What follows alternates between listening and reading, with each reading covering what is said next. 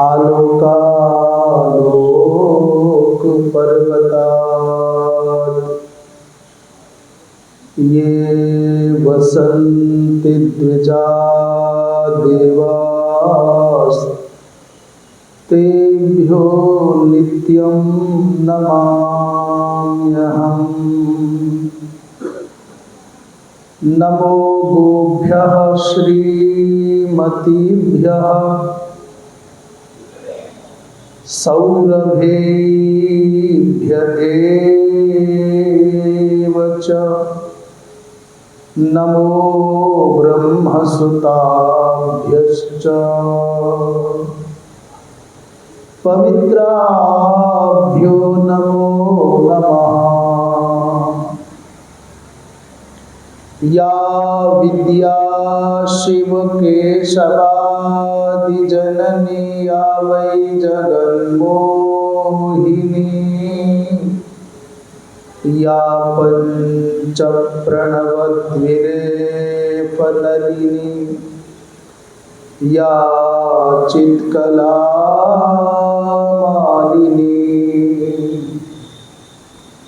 या ब्रह्मादिपिपीलिकान्ततनुशुभ्रोता जगत्साक्षिणी सा पायात् परदेवता भगवती श्रीराजराजेश्वरी।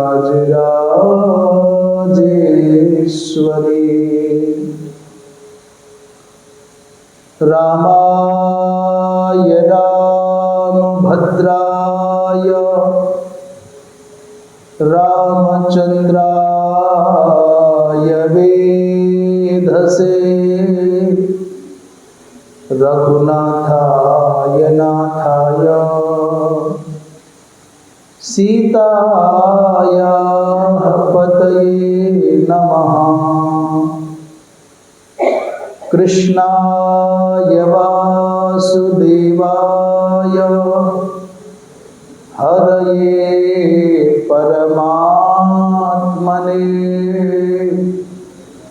प्रणतक्लेशनाशाय गोविन्दाय नमो नमः। श्रीमन्नारायण नारायण नारायण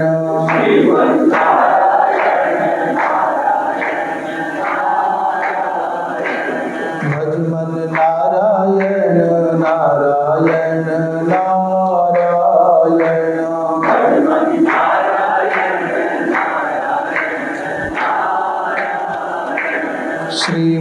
श्रीमन्नारायण नारायण नारायण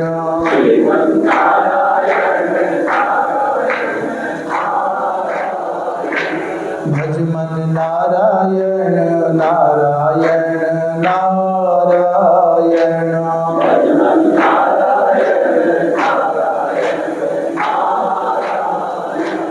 बोलो नारायण नारायण नारायण बोलो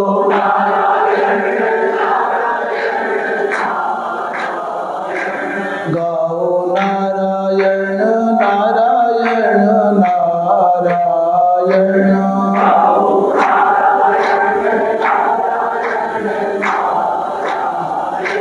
श्रीमन्नारायण नारायण नारायण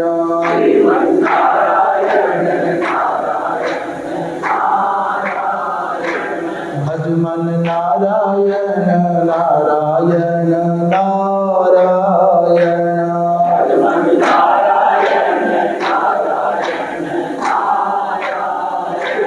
श्रीमन्नारायण नारायण नारायण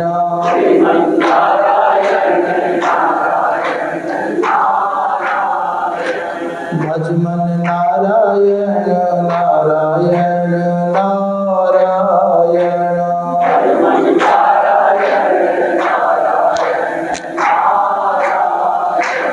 बोलिए वृंदावन वृंदावन बिहारी लाल की, धर्म की अधर्म का प्राणियों में विश्व का गोहत्या गौ माता की, परम पूज्य धर्म सम्राट स्वामी श्री करपात्री जी महाराज की, अपने अपने सद्गुरुदेव भगवान की, श्री रामधाम सरकार की।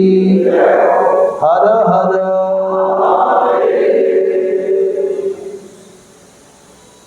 परम श्रद्धेय ब्रह्मचारी श्री प्रणवानंद जी महाराज, विद्वज्जन धर्मानुरागी श्रोता बंधुओं एवं भक्ति स्वरूपा मातृशक्ति, जैसा कि आपने हमारे संचालक महोदय आचार्य जी से श्रवण किया कि आज से अध्यात्म रामायण को आश्रित करके भगवान राम के पावन चरित्र पर कुछ चिंतन के बिंदु आपके सम्मुख प्रस्तुत किए जाएंगे। बड़े बड़े उच्च कोटि के महापुरुषों की, महात्माओं की तपस्थली है रामधाम।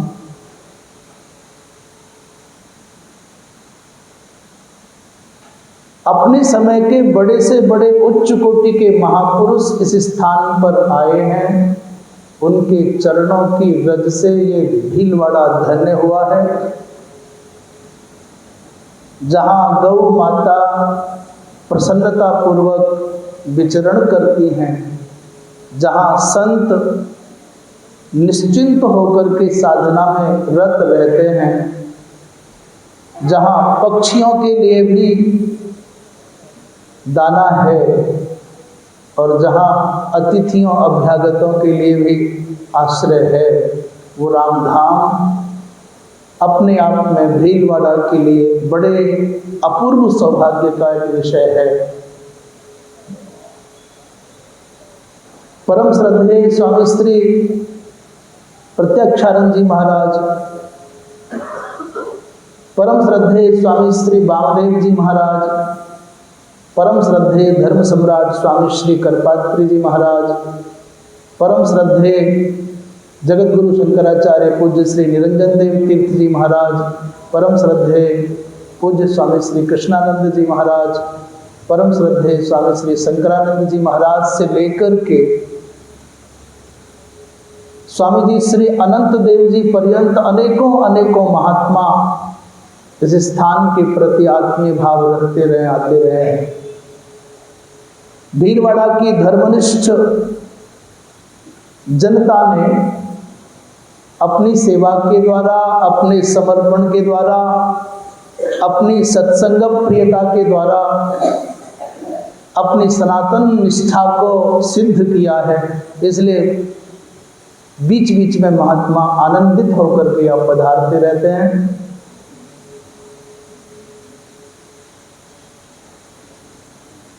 सज्जनों, जिस अध्यात्म रामायण पर प्रवचन होना है वो कोई नई कल्पना नहीं है। ब्रह्मांड पुराण के अंतर्गत वेदव्यास जी ने जो राम कथा का निरूपण किया है, जिसके वक्ता भगवान शंकर और श्रोता के रूप में भगवती मां पार्वती का उल्लेख है, वही रामायण ब्रह्मांड पुराण के उत्तरखंड के रूप में यहाँ पर अलग से प्रकाशित हुई है, गीता प्रेस से प्रकाशित है। और ये सुनकर के आश्चर्य होगा कि रामचरितमानस में जो राम का चरित्र निरूपित है वो 75% अध्यात्म रामायण का ही अनुकरण है। बस अंतर इतना है कि अध्यात्म रामायण संस्कृत में है और रामचरितमानस अवधी भाषा में, हिंदी में। हम कोई ये वचन तो नहीं दे सकते और ये संभव भी नहीं है कि समग्र अध्यात्म रामायण को हम कह पाएंगे, पर प्रयत्न करेंगे कि जितना भी जहां तक भी पहुंच सकें आनंद के साथ में भगवान के पावनतम चरित्र का श्रवण करेंगे। तो आओ मंगलाचरण करें। सबसे पहले महात्म की चर्चा है। इस अध्यात्म रामायण का महात्म क्या है?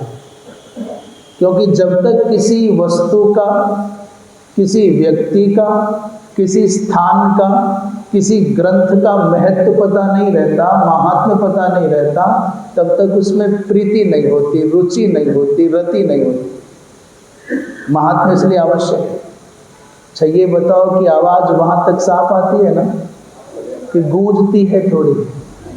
ठीक है, तो जयकारा लगाओ। सियावर रामचंद्र भगवान की। अप्रमेय त्रयातीत निर्मल ज्ञान मूर्तये मनोगिरां विदुराय दक्षिणामूर्तये नमः। रामं विश्वमयं वन्दे, रामं वन्दे रघूद्वहं, रामं विप्रवरं वन्दे, रामं श्यामाग्रजं भजे। इस पवित्रतम ग्रंथ के महात्म्य का आरंभ करते हुए सबसे पहले वंदना करते हैं भगवान राम की। राम तीन हुए हैं, उन्होंने कहा हम तीनों रामों का स्मरण कर रहे हैं। सबसे पहले वो राम जो घटघटवासी है, रामम विश्वमयम वंदे। तो ये विश्वमयात्मक राम कौन है? बोले ये जो विश्वमयात्मक राम है, ये वो राम है जिसके विषय में भगवान कृष्ण भगवद गीता में कहते हैं कि ईश्वरः सर्वभूतानां हृद्देशेर्जुन तिष्ठति।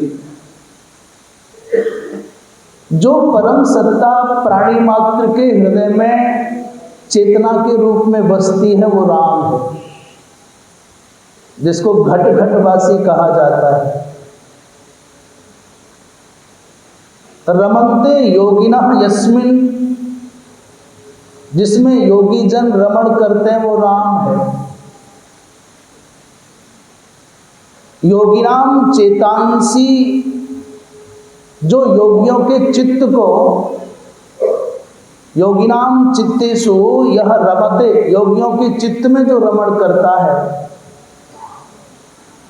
अतः ये पर्वतों की कंदराओं में योगी जन, बड़े बड़े सिद्ध कोटि के महात्मा किसका ध्यान करते हैं? बोले जिसका ध्यान करते हैं वही राम है। जिस परमात्मा की सत्य सत्ता के बिना ये जगत टिक नहीं सकता, दिख नहीं सकता। यत् सत्वाद अमृषैव भाति सकलम रज्जौ यथा हे भ्रमा। यद्यपि सत्य संसार की जो प्रतीति है, इस संसार का जो अस्तित्व है वो है नहीं, बस दिखता है नहीं। भाई दिखता ही क्यों है? किसके आधार पर दिखता है? इसका आधार कौन है? बोले इसके होने की जो प्रतीति होती है कि संसार है, इसका मूल आधार है भगवान राम। हम नहीं कह रहे, रामचरितमानस में तुलसी बाबा कह रहे, यत् सत्वात्मा ने जिस राम के होने पर अमृषा एव भाति, ये सच्चा जैसा लगने लग जाता है, यद्यपि सच्चा है नहीं जगत। उदाहरण देते हैं, दृष्टांत देते हैं, रज्जौ यथाहेर भ्रमः, रज्जौ माने रस्सी में जैसे सर्प की भ्रांति हो जाती है, सीपी में जैसे चांदी की भ्रांति हो जाती है, मरुस्थल में जैसे जल की भ्रांति हो जाती है। अच्छा, ये तीनों उदाहरण तो पुराने हो गए, नया बताएं। आप लोग कार में बैठ करके सड़क पर चलते हैं तो आपकी दृष्टि सड़क पर दूर चली जाए और वो तारकोल की क्या काय की होती है सड़क, वो डामर की सड़क हो, तो ध्यान से देखना, कभी कभी लगेगा कि थोड़ी दूरी पर सड़क पर पानी है, सड़क गीली है। ये हुआ कि नहीं हुआ? तो कई बार भ्रम हो जाता है कि आगे कहीं वर्षा हुई इसलिए सड़क गीली है, पर जितना पास में जाते जाए उतनी ही सड़क सूखी। अभी मरुस्थल में जल का भ्रम होना कौन जाने, सीपी में चांदी खोजने कौन जाए, और रस्सी में सर्प किसको मिले। शहरों में रहने वालों को कहाँ रस्सी मिले और कहाँ रस्सी में सर्प मिले। पर आजकल सड़कों पर चलते हैं तो गाड़ी में बैठ करके लगता है थोड़ी दूर दृष्टि जाए तो बोले पानी से सड़क गीली है, पर होता नहीं। तो चार दृष्टांत दिए, न होने पर भी होने की प्रतीति के विषय में।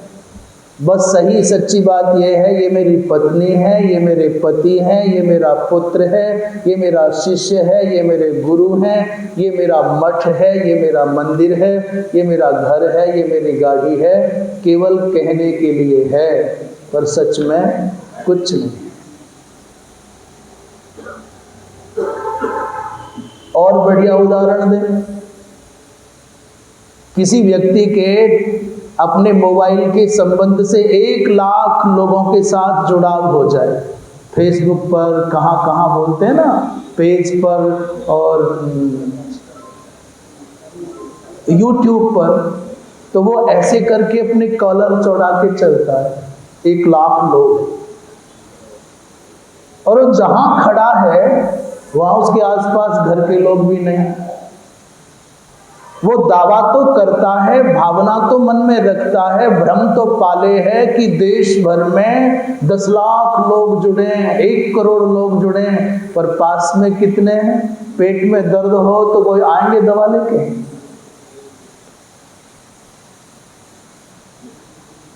बस ये सुंदर सा भ्रम है जिसको हम पाले बैठे हैं।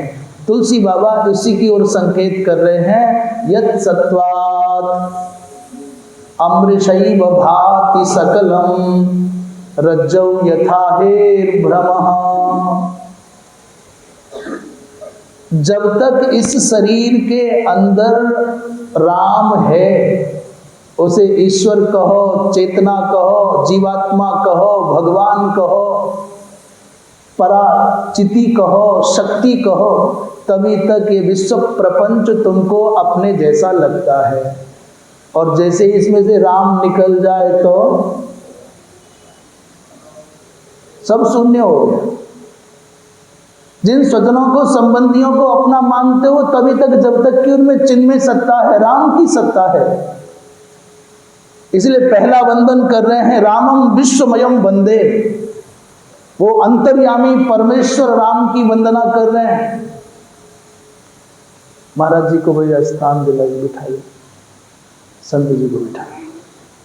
और दूसरी वंदना करते हैं, रामम वंदे रघुद्वहम। वही राम रघुनाथ बनकर के दशरथ जी महाराज के घर पर अवतरित हुए, उन राम की भी वंदना है। और तीसरे राम विप्रवरम वंदे, माने परशुराम जी महाराज के रूप में भी वही राम आए, उनकी वंदना है। और रामम श्यामाग्रजम भजे, भगवान कृष्ण के अग्रज बलराम बनकर के भी वही राम आए हैं, इसलिए इन राम की भी वंदना है। वो अचिंत्य शक्ति संपन्न अंतर्यामी परमात्मा, सर्वेश्वर, सर्वनियंता, जगदाधार, जगदीश्वर, वही दशरथ जी के पुत्र राम बनकर के आते हैं, वही जमदग्नि पुत्र परशुराम बनकर के आते हैं, और वही कृष्ण जी के बड़े भाई वसुदेव जी के पुत्र बलराम बन करके आते हैं और वही परमात्मा आपके और हमारे इस जड़ चेतनात्मक प्रपंच के अस्तित्व का आधार है। इसलिए उस भगवान राम को, उस परासत्ता को हम वंदन करते हैं। बोलिए सियावर रामचंद्र भगवान की। अग्नि पुराण में भी ये प्रकरण ऐसे कहा जाता है, भार्गवो राघवो गोपः त्रयो रामाः प्रकीर्तिताः। 3 राम प्रसिद्ध हुए। उसके बाद भगवान शंकर की वाणी की वंदना है, बाग चंद्र की वंदना है। बड़े सुंदर शब्दों में अपनी भावना को व्यक्त करते हुए ऋषि कहते हैं, अज्ञानध्वांत संहर्त्री और ज्ञाना लोक विलासिनी चंद्रचूड वचश्चंद्र चंद्रिकेयम विराजते। चंद्रचूड भगवान शंकर के, चंद्रचूड़ माने चूड़ा माने सिर में जटाओं के मध्य में आभूषण के रूप में भगवान शंकर ने चंद्रमा को सजाया हुआ है। चंद्र अर्थात चंद्रमा है जिनकी चूड़ा में, इसलिए भगवान शिव का नाम चंद्रशेखर भी है, चंद्रचूड़ भी है। तो उन चंद्रचूड़ भगवान शंकर की वाणी रूपी चंद्रमा की जो चंद्रिका है वो कैसी है? बोले ज्ञानालोक विलासनी है। राम कथा के वक्ता भगवान शंकर हैं, इसलिए उनकी वाणी की वंदना कर रहे हैं। और क्या काम करती है? बोले अज्ञानध्वांत संहर्त्री, अज्ञान रूपी अंधकार को मिटाने वाली है। अज्ञान रूपी अंधकार को मिटाने वाली, ज्ञान के प्रकाश को प्रदान करने वाली भगवान शंकर की वाणी रूपी चंद्रमा की जो चंद्रिका है, हम उसको नमन करते हैं, हम उसका आदर करते हैं। अप्रमेयातीत जो भगवान राम है, जो निर्मल ज्ञान मूर्ति हैं, जो मन वाणी से परे सत्ता वाले हैं, ऐसे दक्षिणामूर्ति भगवान को नमन करते हैं। सूत जी महाराज ने प्रश्न किया है। सूत जी महाराज उत्तर दे रहे हैं सनकादिक महात्माओं को कि एक समय की बात है, देवर्षि नारद भ्रमण करते हुए ब्रह्मा जी के पास पहुंच गए। घूमते तो हम भी हैं और घूमते आप भी हैं और घूमते नारद जी भी। घूमना बुरा नहीं है, आना जाना बुरा नहीं है, कहीं भी आओ कहीं भी जाओ, पर जा क्यों रहे हो, उद्देश्य क्या है, ये आपके भ्रमण का महत्व प्रतिपादित करता है। आना या जाना बुरा नहीं है, कुछ भी करना बुरा नहीं है, पर आपके करने का उद्देश्य आपके महत्व को बढ़ाता है। हम जाते हैं बद्रिकाश्रम तक चले जाते हैं, बद्रीनाथ चले जाते हैं, रामेश्वरम चले जाते हैं, आसेतु हिमालय चले जाते हैं, पर जाते क्यों? बोले पता नहीं। आजकल पता है क्यों जाते हैं? बोले देखने जा रहे हैं, चलो घूमने जा रहे हैं। दो आप शब्द देखो ना, बोलते समय क्या बोलता है। इतना बोलने वाले कहाँ मिलेंगे? दर्शन करने जाना बोलेंगे, घूमने चल रहे हो कहाँ? बोले बद्रीनाथ। घूमने जाएंगे या देखने जाएंगे, परंतु आप दर्शन करने कहाँ जा रहे हो? अपनी इस चेतना को पावन बनाने के लिए कहाँ जा रहे हो? आज की परिस्थितियों में धार्मिक यात्राएं भी, तीर्थ यात्राएं भी, पर्यटन और मनोरंजन का आकार लेती चली जा रही है।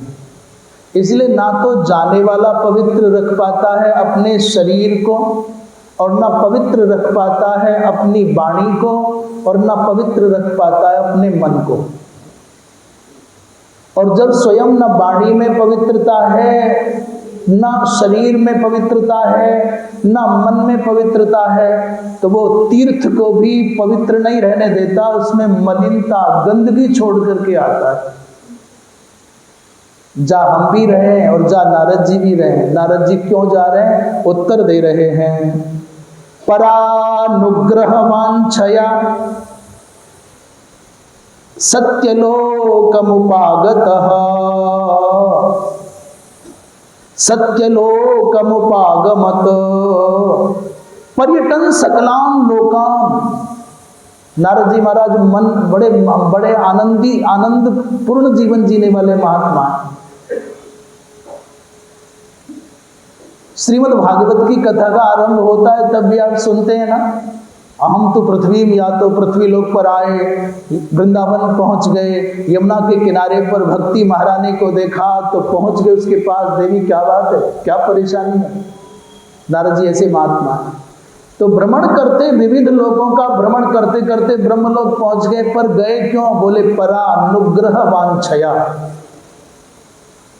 दूसरों के ऊपर अनुग्रह करने की भावना से भ्रमण करते हैं नारद जी महाराज। और हम भ्रमण क्यों करते हैं?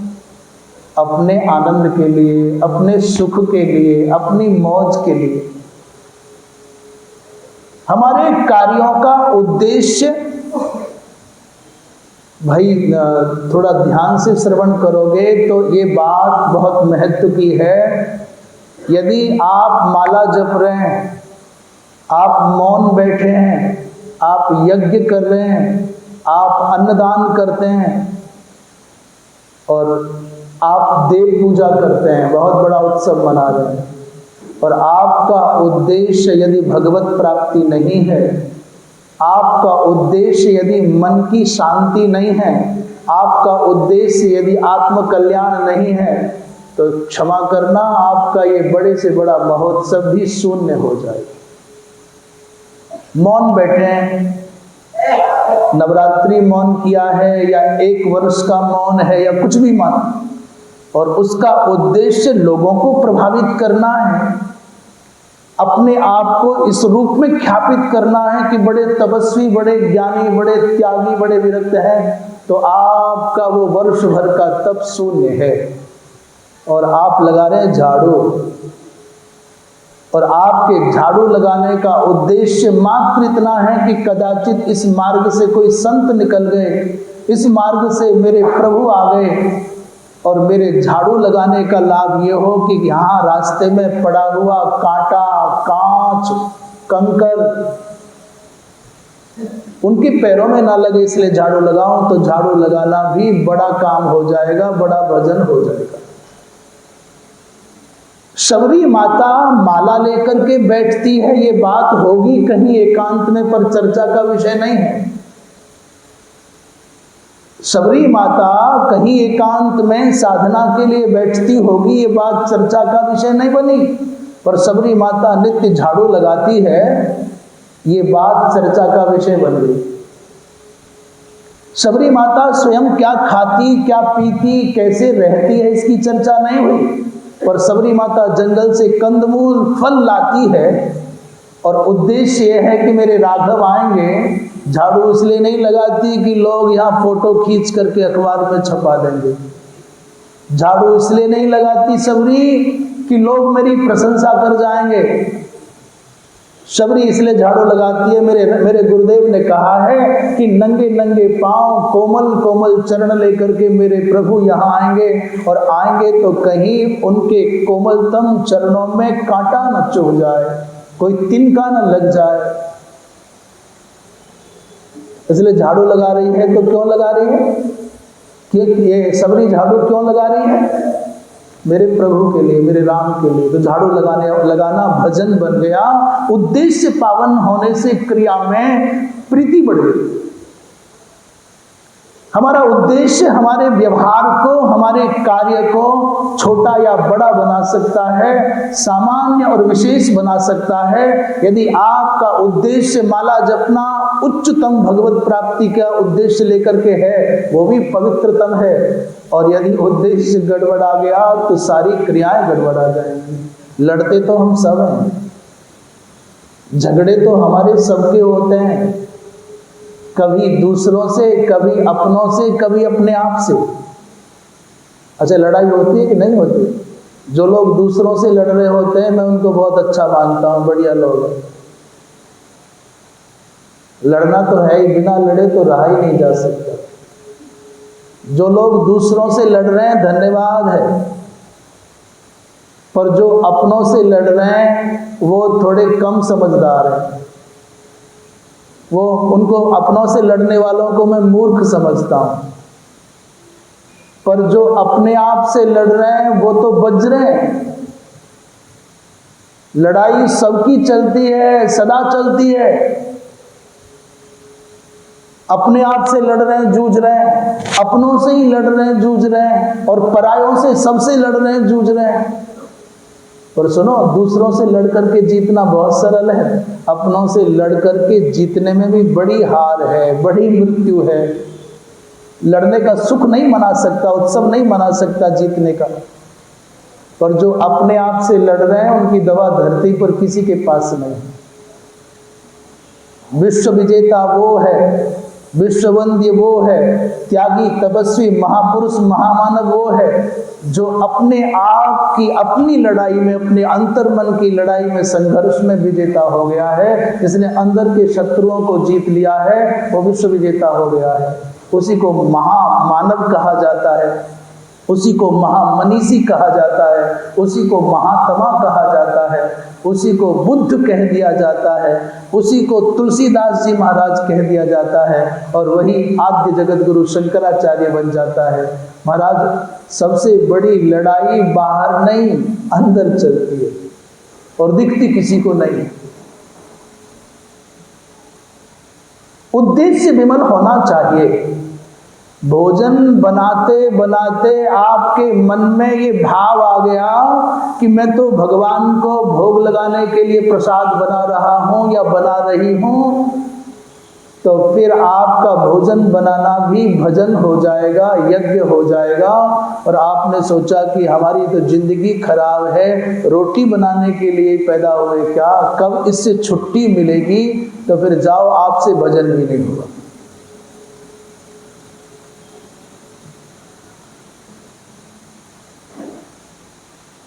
बर्तन साफ करते करते यदि किसी दिन मन में आ जाए, करे बर्तनों को साफ करते करते तो बहुत दिन हो गए, ये अंदर और बाहर से बर्तन तो बहुत चमकाए, अरे अभागी, अरे अरे अभागिन, कभी अपने मन के पात्र को भी अंदर और बाहर से साफ करने की सोच, तो पात्र साफ करना भी आपके लिए भजन हो जाएगा।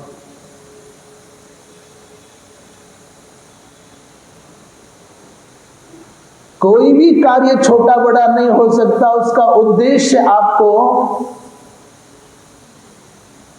महत्व प्रदान कराता है। लड़ाई की बात चल रही थी, पर जटायु के जैसी लड़ाई कभी जीवन में हो जाए, लड़े हम भी, लड़े तुम भी, लड़े जटायु भी, पर जटायु की लड़ाई का उद्देश्य अपने अहंकार का पोषण करना नहीं, जगत जननी जनक नंदिनी जगत जननी माता जानकी के सम्मान की रक्षा करने के लिए उस अहंकारी, उस आतताई रावण से जूझ गए। तो जटायु जी महाराज का वो संघर्ष, वो संग्राम, वो युद्ध ऐसा अमर कर गया जटायु को कि जीवन की अंतिम सांझ में भगवान राम की गोद मिली, और जाने के बाद ऐसे ऐसे अमर हो गए कि आज भी जब कभी राम की चर्चा आएगी, जब तक इस सृष्टि में कहीं रामायण की बात चलेगी, राम की बात चलेगी, तब तब जटायु जी महाराज की चर्चा चलेगी। उद्देश्य बड़ा था, इसलिए वो छोटा सा काम भी उनको अमर बना गया। लौट के फिर विषय पर आते हैं। नारद जी महाराज भी भ्रमण करते हैं और हम भी भ्रमण करते हैं,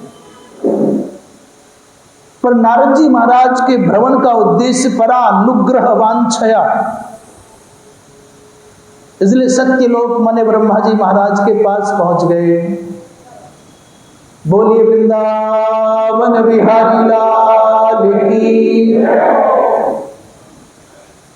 पर वहां ब्रह्मलोक में, सत्यलोक में ब्रह्मा जी के यहां क्या देख रहे हैं?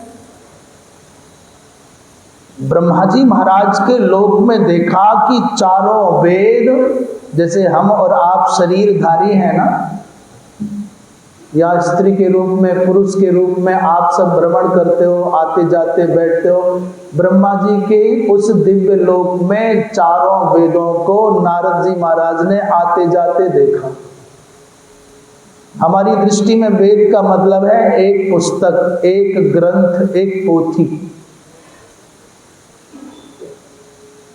देवर्षि नारद ने उन वेदों को मूर्तिमंत शरीर धारण किए हुए आते जाते देखा।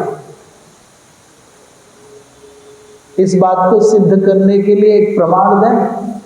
आप भागवत की कथा अनेकों बार सुन चुके होंगे।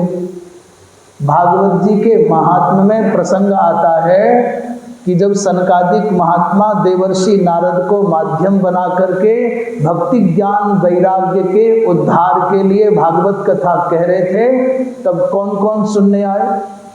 बोले सब महात्मा सुनने आए। सारे के सारे सागर समुद्र कथा सुनने आए, सारे पर्वत कथा सुनने आए, 17 पुराण कथा सुनने आए, चारों वेद भी कथा सुनने आए। ये चारों वेद कैसे चल करके आगे? ग्रंथ तो चल नहीं सकता। बोले ग्रंथ तो केवल ऐसी ही मूर्ति है जैसे आपके मंदिरों में भगवान की मूर्ति है।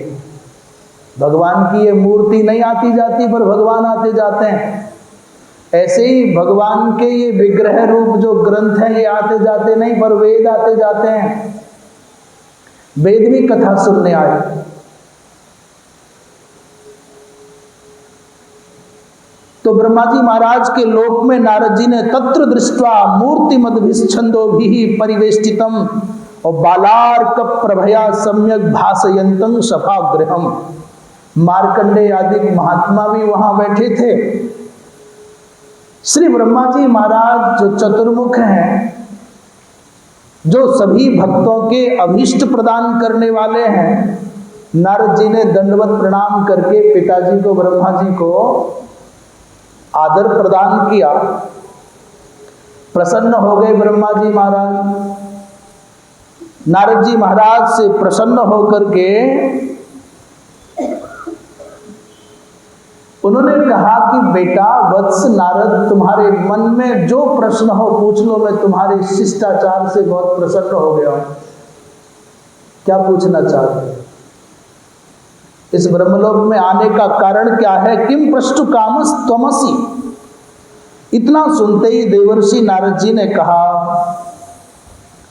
भगवान मैं अभी अभी भूलोक से परिभ्रमण करके आ रहा हूं। बड़ा भयंकर कलयुग आ गया। इस कलयुग के आने से मनुष्यों की रुचि धर्म में नहीं है, सत्कर्म में नहीं है, पुण्यार्जन में नहीं है। जिधर देखोगे देर तक सोने वालों की बड़ी श्रृंखला है, मनमाना खाने वालों की खूब मौज है, न कोई रोकने वाला न कोई टोकने वाला।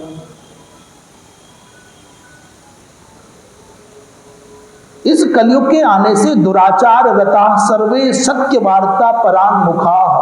नारद जी कहते हैं भगवान मैंने ये दशा देखी भूमंडल पर, और भूमंडल का अर्थ माने भारतवर्ष में, कि झूठ बोलने लग गए हैं लोग। रामचरितमानसकार कहते हैं कि धर्म न दूसर, क्या है धर्म न दूसर। यहाँ तो ये बात अच्छी लगती, भीलवाड़ा है ना, रामधाम के माध्यम से अनेकों वर्षों से रामचरितमानस का पारायण होता ही है। धर्म न दूसर सत्य समाना, और दूसरी जगह कहते हैं नहीं असत्य सम पातक पुंजा। ये दो बातें हैं। पहली बात क्या है? धर्म न दूसर, अच्छा बोल दे एक बार, धर्म न दूसर, माने धर्म से बढ़कर के, माने सत्य से बढ़कर के दूसरा कोई धर्म नहीं है।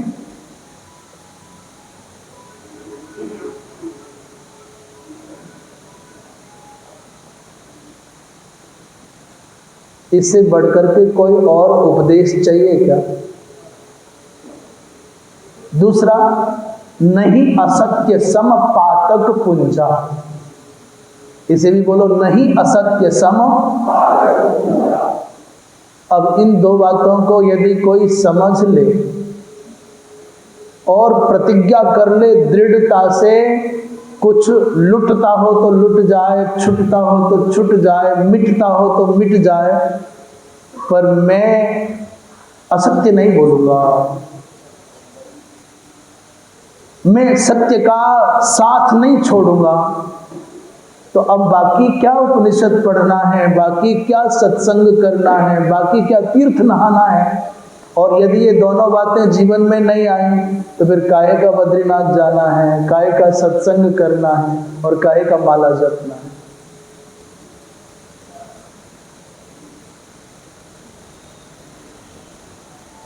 वर्तमान काल की परिस्थितियों में सत्य वार्ता परांगमुखा, इसी बात को बहुत स्पष्ट करते हुए बड़ा प्रसिद्ध एक दोहा है, और प्रायः जो हिंदी भाषी हैं उनको तो कंठ होता ही है, हिंदी भाषियों तक भी अपनी पहुंच बनाई है। जैसे थोड़ा सा हम बोलेंगे, बाकी आप बोलिए। सांच बराबर तप नहीं, झूठ बराबर पाप, जाके हृदय सांच है, ताके हृदय आप। इस दोहा को भी पूरी तरह कोई समझ ले और आचरण में उतार ले तो मैं हाथ जोड़ करके निवेदन करूं, इसको कुछ करने की आवश्यकता नहीं है, बाकी सब अपने आप हो जाएगा।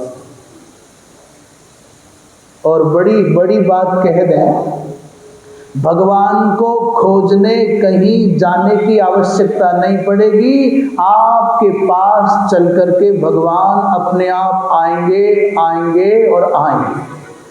और ये बात आचरण में नहीं है तो आप चल के जाओगे ना तीर्थों में, भगवान के धाम में, तो भगवान आपको देख करके मैदान छोड़कर और भाग जाएंगे, बोले आगे झूठा है। कभी कभी तो अपने आप को देख करके दया आती है, भगवान के सामने जाने की योग्यता हम में है क्या? महाठग, महाझूठे, महादंभी, नाटकी जीवन जीते हैं हम, कृत्रिम जीवन जीते हैं, बनावटी जीवन जीते हैं।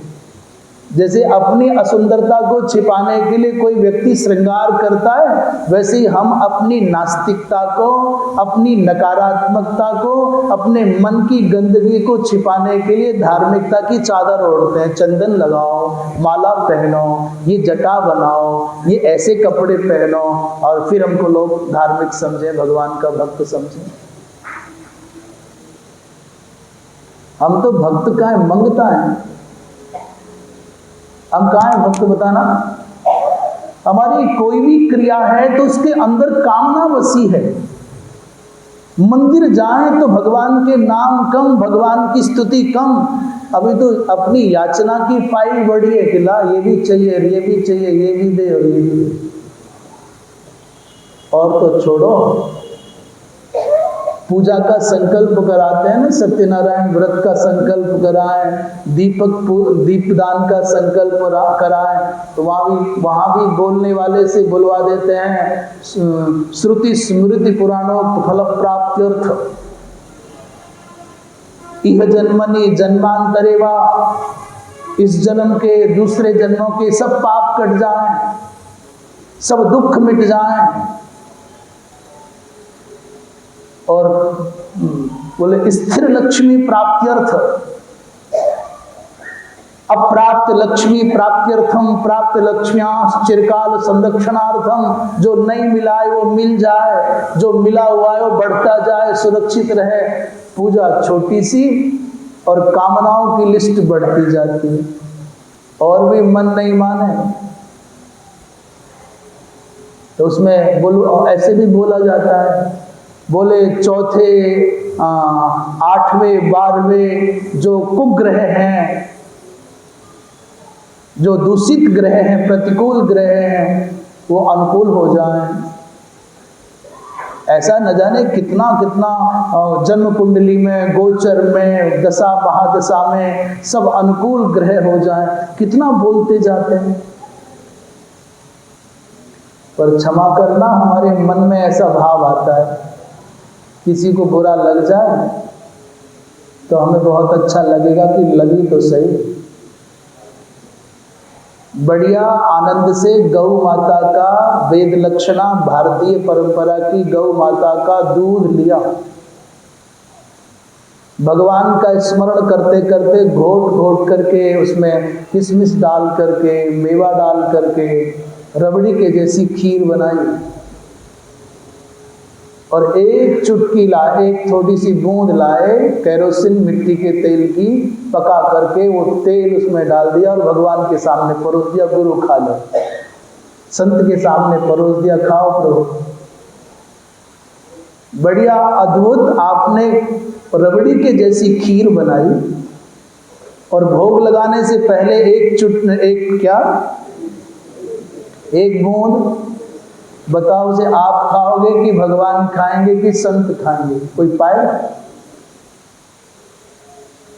अच्छा, जो ऐसा कर रहा है, दूध लाया है, बड़े परिश्रम से भाव से खीर पकाई है, और बाद में एक बूंद, आप क्या कहोगे उसको?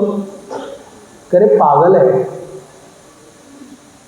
अरे मूर्ख है, पागल है, नादान है। पर ये मत समझो कि वो खीर कोई और पका रहा है, हम और आप ही पका रहे हैं।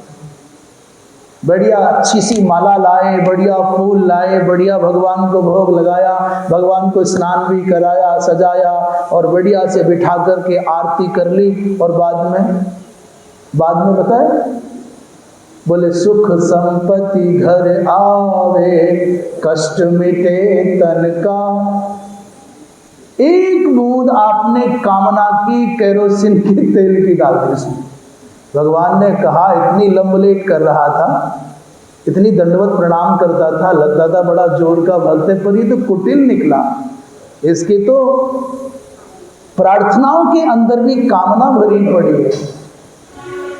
निष्काम भाव से किया गया कोई भी कर्म भगवान की प्रीति तो प्रदान कराएगा ही, भगवान को तो उपलब्ध कराएगा ही, भगवान का जो कुछ है वो सब तुम्हारा हो जाएगा। पर भगवान को चाहोगे तो, और भगवान से चाहने के चक्कर में जितना करोगे ना, तो आप कहोगे बड़ा विनम्रता से सेवा कर रहा था, बड़ा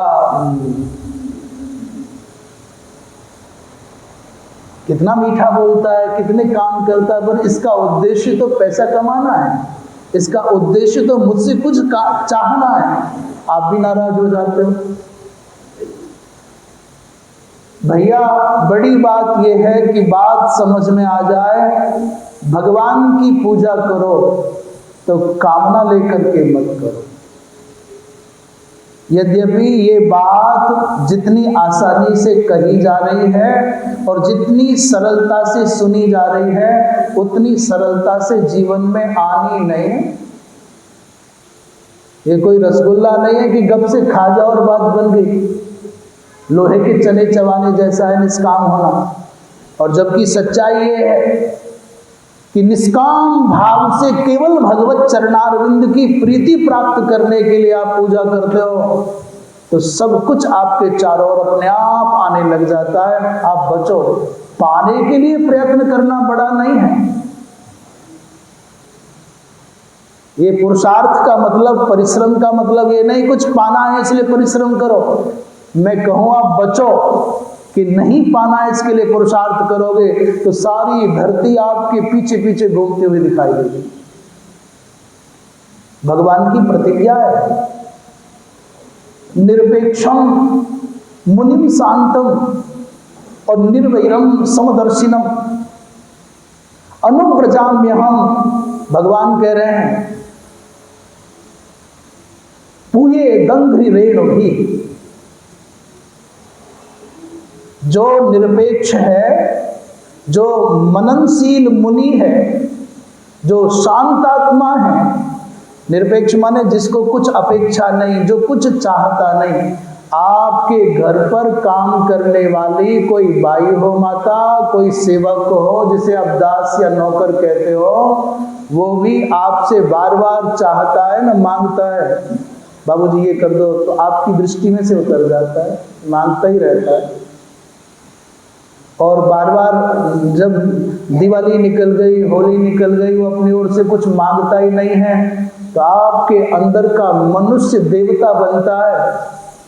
आप कितने भी कृपण हो, आपके अंदर का मनुष्य देवत्व को प्राप्त करके कहता है, भाई तेरी होली निकल गई, तेरी दीपावली निकल गई, आज तक कोई वस्त्र नहीं मांगा, पैसा नहीं मांगा, कुछ ले ना भाई। और कहे नहीं बाबूजी चाहिए नहीं कुछ।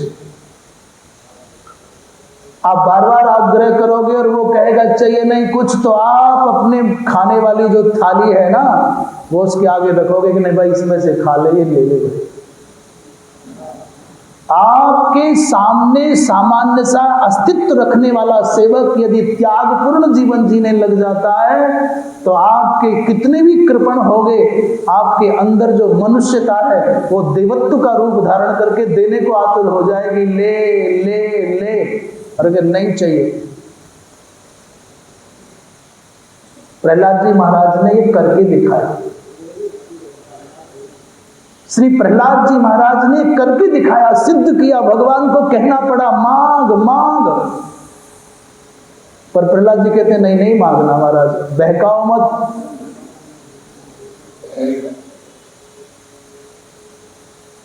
और कहा कि देना ही चाहते हो भगवान तो ये कृपा कर दो कि कामानाम हृदय संरोह, यदि आप देना ही चाहते हो तो ये दो कि मेरे चित्त में मांगने की कोई इच्छा ही उत्पन्न ना हो। लो इतनी बात भगवान से कही तो भगवान तो लट्टू और हो गए। हम कहीं भी कुछ भी चाहते हैं तो याद रखना अपने आप को छोटा करने लग जाते हैं, और जैसे ही हम अपने हृदय में उदारता के साथ त्याग को लाते हैं, हम विराट होते चले जाते हैं, बड़े होते चले जाते हैं। आप चाहे कोई भी हो, किसी के भी सामने ये करते हो तो समझ लीजिए आप क्षुद्र हो गए, लघु हो गए, छोटे हो गए, और आपकी मुद्रा हमेशा ये रहती है तो आप बड़े, क्योंकि देने वाले का हाथ ऊपर होता है और लेने वाले का हाथ नीचे होता है। ऊपर हाथ करके लेके दिखाए खुद, दाता के नीचे ही प्रतिग्रहीता का हाथ होगा और दाता का हाथ सदा ऊपर होगा। अब दूसरी मुद्रा भी है, एक है देने की मुद्रा, एक है अर्पण करने की मुद्रा। अर्पण करने की मुद्रा में, समर्पण करने की मुद्रा में भी ये हाथ हो सकते हैं। देने वाले की मुद्रा हाथ नीचे हो तो भी ये रहेगा, और लेने की मुद्रा ये रहेगी, ये हमेशा छोटा बनाएगी। वृंदावन विहारी। पूछा भगवान दुराचार रता, कलयुग का मनुष्य दुराचार में रत रहने लगा। सत्कर्म का विषय आए तो बच करके भाग जाए, बहाने खोजने लग जाए, और दुष्कर्म के लिए न मुहूर्त की आवश्यकता है और न स्थान देखता है, न समय देखता है, और कोई चिंतन नहीं करता। परापवाद निरताः परद्रव्याभिलाषिणः, परद्रव्याभिलाषिणः, परस्त्री सक्त मनसः, परहिंसा परायणाः। कलयुग के मनुष्यों की जो मानसिक दशा है उसका संकेत करते हैं नारद जी महाराज कि परापवाद निरताः, और प्रायः इस मामले में हम सब एक जैसे हैं। कथा तो होगी, परंतु सबसे बड़ी आवश्यकता है, हम हमेशा बार बार ये सोचते हैं कि बहुत ऊंची बातें करना बड़ा सरल, पर उन ऊंची बातों को पचा पाना भी तो, उसके लिए भी तो कुछ चाहिए ना। सुनने में आता है जैसे सिंघनी का दूध केवल सोने के पात्र में ही टिकता है, शेरनी का दूध कोई निकाले पहले तो निकालने वाला ही चाहिए। कौन लाएगा शेरनी का दूध धो करके? और वो टिकेगा तो सोने के पात्र में ही टिकेगा, सामान्य पात्र में नहीं। ऐसे ही वेदांत के सिद्धांतों के ऊपर चर्चा करना बहुत सरल है, ब्रह्म सत्यम जगन मिथ्या कहना बहुत सरल है, पर टिकेगा कौन से कान में, कौन से हृदय में, पात्र कहाँ है? तुलसी बाबा ने कहा ममता रत्सन ज्ञान कहानी, ममता में डूबे हुए व्यक्ति को ज्ञान की कथा सुनाओगे, टिकेगी कहां? हम धार्मिक जगत से जुड़े हुए लोगों को किसान से सीख लेनी चाहिए। किसान अपने खेत में बीज बोने जाता है, उससे पहले अनेक बार खेत की सेवा करता है, झाड़ झंकाट हटाता है, खरपतवार हटाता है, उस सूखी मिट्टी को पानी से सींच करके गीला करता है, उसको जब ठीक मध्यम माने, ना बहुत गीली ना बहुत सूखी, तो बीज बोने जाता है। और हम अपने चित्त की खेती में काम क्रोध की झाड़ खड़ी है और एक माला जप करके कहते हैं, एक बार गंगा नहा के कहते हैं फल तो मिलो ही को नहीं। वह मंत्र में शक्ति को नहीं, तीर्थ में कोई अब ताकत को नहीं। ये महाराज यही बोले, कुछ नहीं। अपने चित्त के खेत को जब तक भक्ति का बीज बोने के योग्य न बनाओगे, तब तक गांठ का बीज और खोकर के आओगे। कहते हैं परापवाद मिलता, दूसरे के दोषों की चर्चा करने में जितना पुण्य घटता है, उतना पुण्य पाप करने से भी नहीं घटता। कुछ गलत काम आपसे हो गए, निषिद्ध कर्म हो गए, उससे उतने पुण्य नहीं घटेंगे जितने पुण्य आपके दूसरों की निंदा करने से, दूसरों की चुगली करने से जितने पुण्य घटते हैं, उतने पुण्य और किसी मार्ग से नहीं घटते।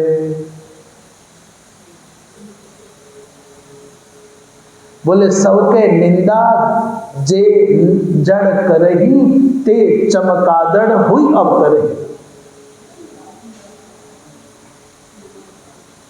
जो सबकी निंदा करते हैं वो चमकादड़ बनना पड़ता है, और हम तो बड़ी रुचि से दूसरों की बुराई करते हैं। वो महात्मा जी अच्छे नहीं, वो व्यक्ति अच्छा नहीं, वो स्त्री अच्छी नहीं, वो ऐसा वो ऐसा।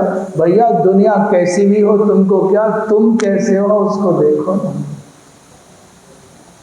आपा ठीक नहीं है तो सारी धरती ठीक हो, तुमको क्या मिलेगा?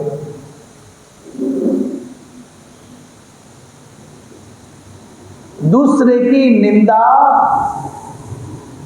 नहीं करनी चाहिए, पर कह रहे कलयुग के मनुष्य का स्वभाव बन जाता है दूसरे का धन चाहना, पराई स्त्री पर पुरुष पर कुदृष्टि रखना, और दूसरों को पीड़ित करने का मन में भाव रखना। ये दोष कलयुगी मनुष्य में स्वाभाविक हो जाते हैं। शरीर को ही आत्मा मान बैठते हैं। तो ये कैसे मानते हैं शरीर को आत्मा? पता है कैसे मानते हैं? दो उदाहरण दें कैसे मानते हैं। पूछा भाई साहब जरा अपना पता बताइए, अपना पता बताइए। तो बताए किसका पता बताते हैं? तो लिखो ना, भीलवाड़ा, अमुक मोहल्ला, अमुक गली, अमुक नंबर लिखोगे, मेरा पता लगे। तो पूछो तुम्हारा पता है कि तुम्हारे घर का पता है? बोलो एक ही बात है, मेरा घर तो एक ही। पूछा जा रहा है आपका पता और बताया जा रहा है मकान का पता। ये गृहाध्यास है। अच्छा भैया अपना नंबर बताइए। मैं क्यों देख रहे हैं? आपसे आपका नंबर पूछे तो मोबाइल का नंबर नहीं बताते? पूछते हैं भाई साहब अपना नंबर बताओ, तो तुरंत मोबाइल का नंबर बताता है। मैं कहूं अपना नंबर बता, मोबाइल का नहीं चाहिए। करे ना, मेरा वो एक ही बात है। मोबाइल के नंबर को अपना नंबर माने बैठा है, घर के पते को अपना पता माने बैठा है, और इस शरीर को आत्मा माने बैठा है। कहते साहब ये मेरी इज्जत की बात, मेरा अपमान, मेरी नाक का सवाल, मैं क्या है इसमें? नाखून से लेकर के इस चोटी पर्यंत यहां तक, इसमें मैं कहां है? हम इस बात को पूरे चेतावनी के साथ कह रहे हैं, चैलेंज के रूप में कह रहे हैं। इस शरीर में कहीं भी कोई मैं दिखा दे, इस संसार में कहीं भी कोई मैं दिखा दे, तो हम जीवन भर उसके यहाँ पानी भरने का काम करेंगे। देखो कितना सुविधा मिल रही है, फ्री में नौकर मिल रहा है, ले लो। कोई महात्मा दिखा दे और कोई संसारी गृहस्थ दिखा दे, जीवन भर पानी भरेंगे। कहीं शरीर में और शरीर के बाहर के संसार में कहीं भी मैं का दर्शन करा दे।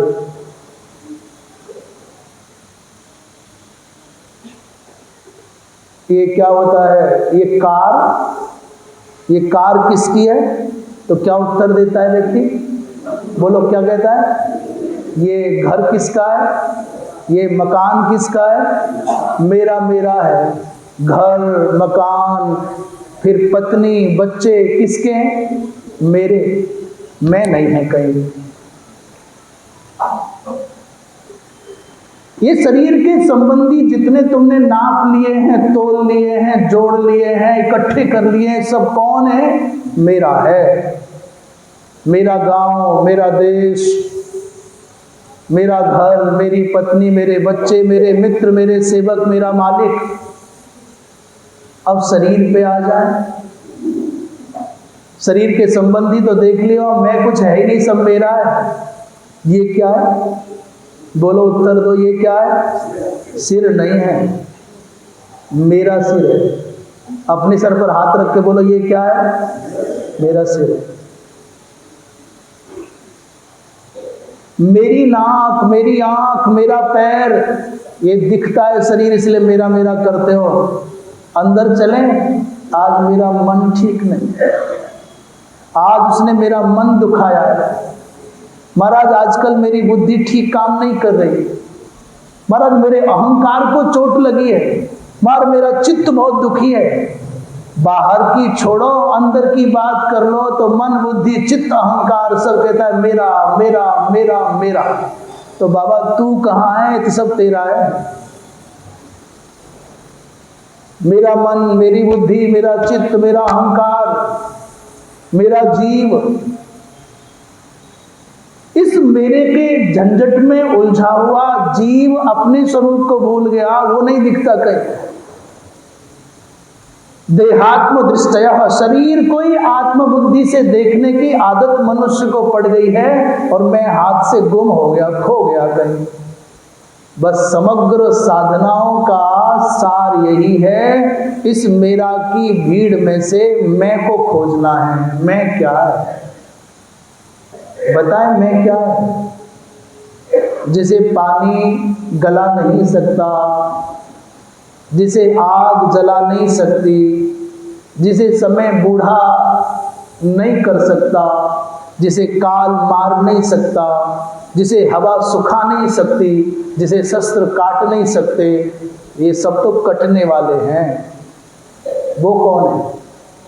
बोले वही राम है, वही अहम है। अहम माने न हन्यते, हन्य माने शरीरे। यहाँ थोड़ा संस्कृत, हमारे कविराज बैठे हुए हैं। अहम शब्द का बड़ा अच्छा अर्थ है, ध्यान से सुनोगे तो ठहर भी जाएगा। पहले जयकारा लगाओ। बोलिए सियावर रामचंद्र भगवान की। अहम माने संस्कृत में अहम है, हिंदी में कहते हैं मैं। अहम माने मैं और आबा माने हम दो और भय माने हम सब, ऐसा अर्थ। पर अहम शब्द का अर्थ है आत्मा। अहम शब्द का अर्थ क्या है? अहम में दो टुकड़े हैं, आ और हम। माने अह कर लें, अ माने नहीं, ह माने मारता अथवा मारा जाता। न नायम हंति न हन्यते, नायम अयम न हंति, ये किसी को नहीं मारता, वो अह, उसी को द्वितीया के एक वचन में कहा अहम माने आत्मा।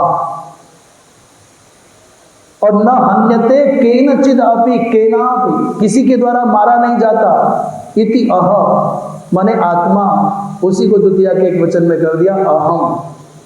अर्थात आत्मा को ही अहम कहा है। उस आत्मा को, उस चेतना को खोजना है, वो भक्ति के मार्ग से खोजो, चाहे ज्ञान के मार्ग से खोजो, चाहे सांख्य की पद्धति से खोजो, चाहे कर्मियों के आधार पर खोजो, चाहे संकीर्तन के आधार पर खोजो, पर खोजना जैसे रस्सी के अंदर सर्प दिखने लग जाता है, पर जब रस्सी का ज्ञान हो जाए तो सर्प नहीं रहता, वैसे ही उस अहम सत्ता के बल पर ही सारा प्रपंच टिका है।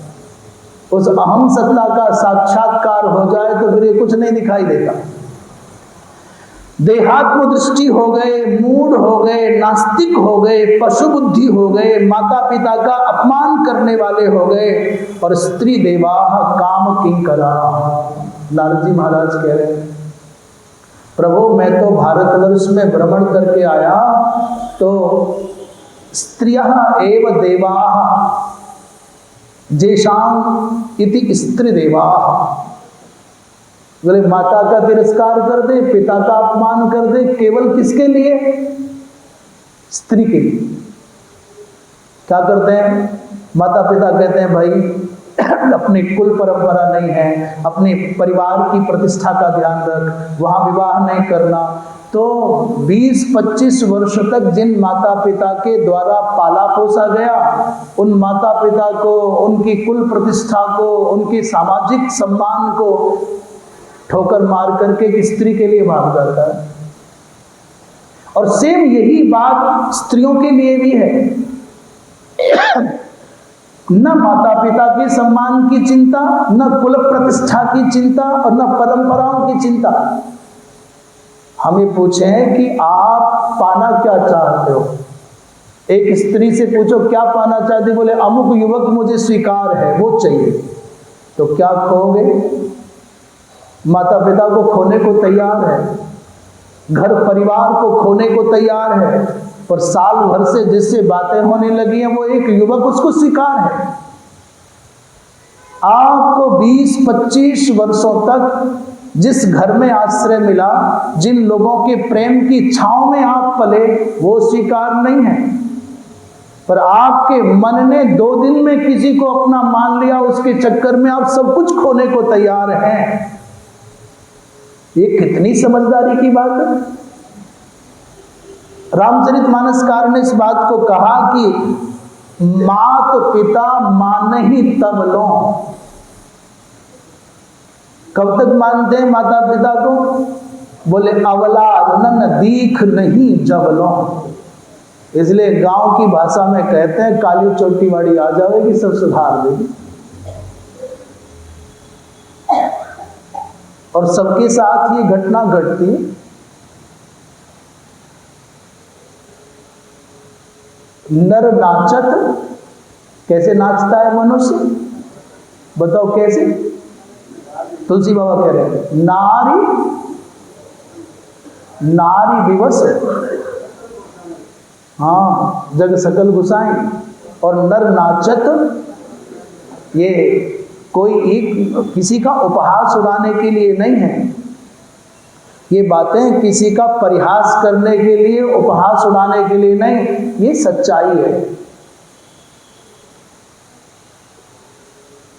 सारा का सारा जीवन एक पुरुष का स्त्री के प्रति आकर्षण हो जाए तो सारा का सारा जीवन एक व्यक्ति के चारों ओर घूमता हुआ निकल जाता है। क्या पाया पता नहीं। एक स्त्री यदि एक किसी पुरुष में आसक्त हो जाए तो पूरा जीवन खपा दे। भैया मनुष्य जन्म पाने का उद्देश्य केवल यही था। भागवत जी के महात्म्य में एक छोटा सा श्लोक का एक हिस्सा बोल रहे हैं, करुणी प्रभुता गेहे। आज तक कहीं नहीं लिखा कि वृद्धा प्रभुता गेहे। जब तक स्त्री में तारुण्य है, स्त्री में यौवन धन है, स्त्री के मुख कमल पर चमक है, तब तक तुम्हारी प्रतिष्ठा, महिमा और प्रभुता रहेगी। और वो यौवन गया, वो संपत्ति गई, वो चमक गई, तो वे पड़े रहो एक कोने में, कोई नई मालकिन आ जाती है। स्त्री देवाः काम किंकराः। एक मनुष्य यदि अपने विषयों के आकर्षण से बच जाए तो मेरा दृढ़ विश्वास है कि वो इसी जन्म में परमात्मा को पाले, पर सारा जीवन तो संसार को खुश करने में गुजर जाता है, कहां से भगवान को पावे। 24 घंटे का समय है, उसमें से घंटा 2 घंटा भगवत कृपा से, संतों के संग के प्रभाव से भगवान के पास बैठे, भगवान का स्मरण किया, तो 22 घंटे तो तुमने संसार को ही दिया है, परिवार को ही दिया है, तो जिसे समय लगाओगे वही मिलेगा, जो बोओगे वही तो काटोगे। फिर कहते हैं भगवत दर्शन नहीं होता, ब्रह्म ज्ञान नहीं होता। महाराज करें क्या?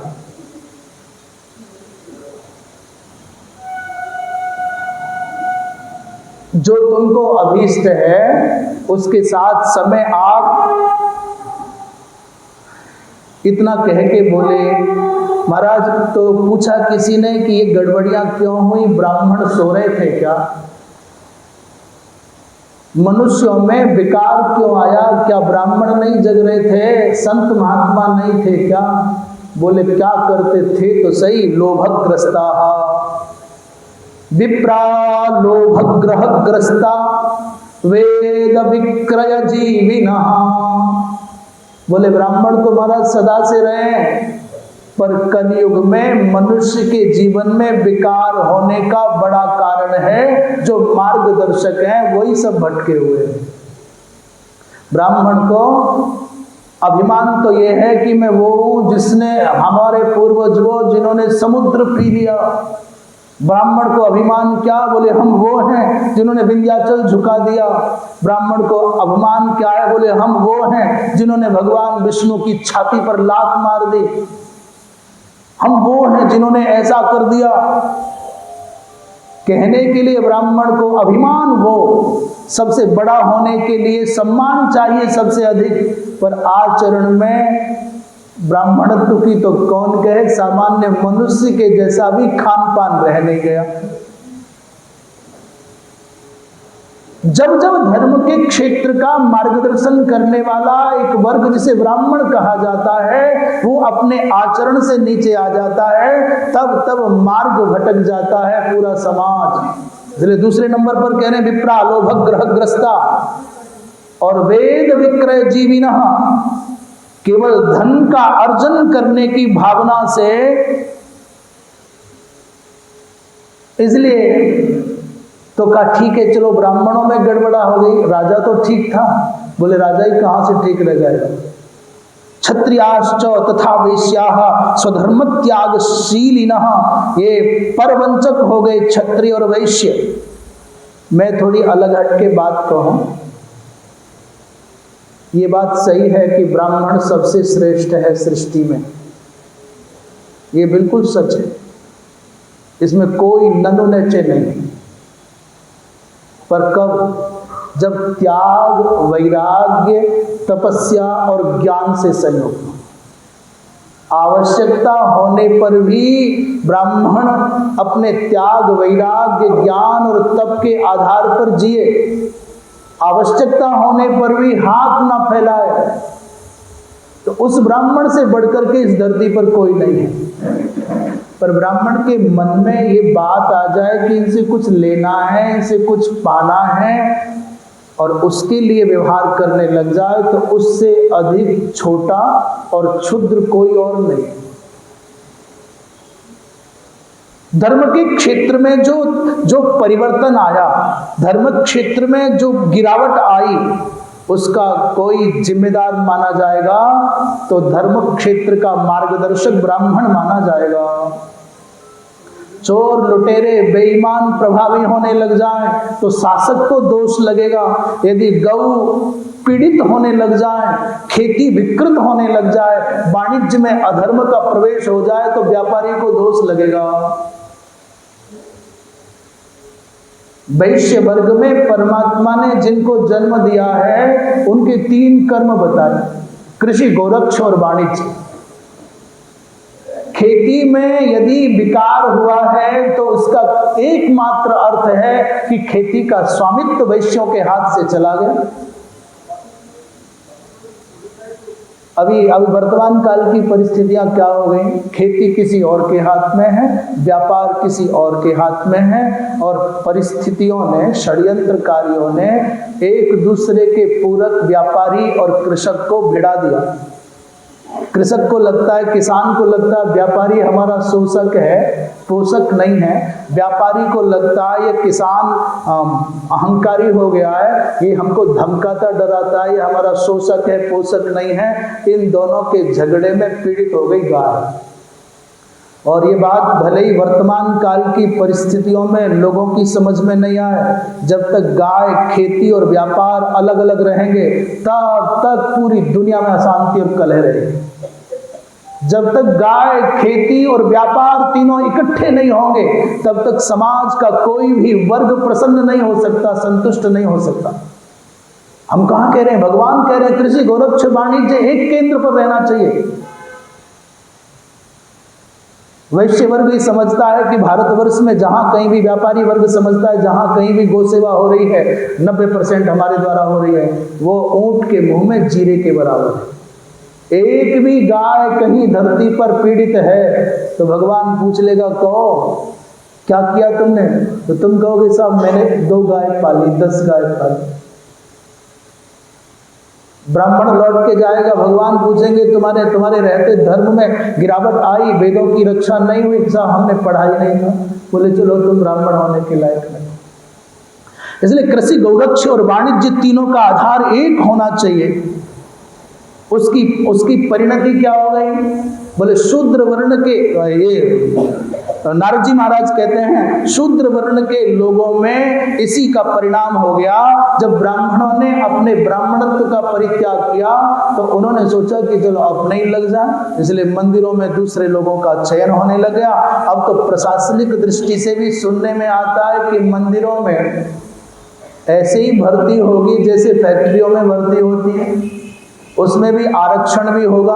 ये वर्तमान काल की परिस्थितियों की दृष्टि से, राजधर्म या हिंदुत्व की दृष्टि से कुछ लोगों को अच्छा समझ में आ रहा होगा, पर धर्म की दृष्टि से इसका परिणाम कभी अच्छा नहीं आएगा।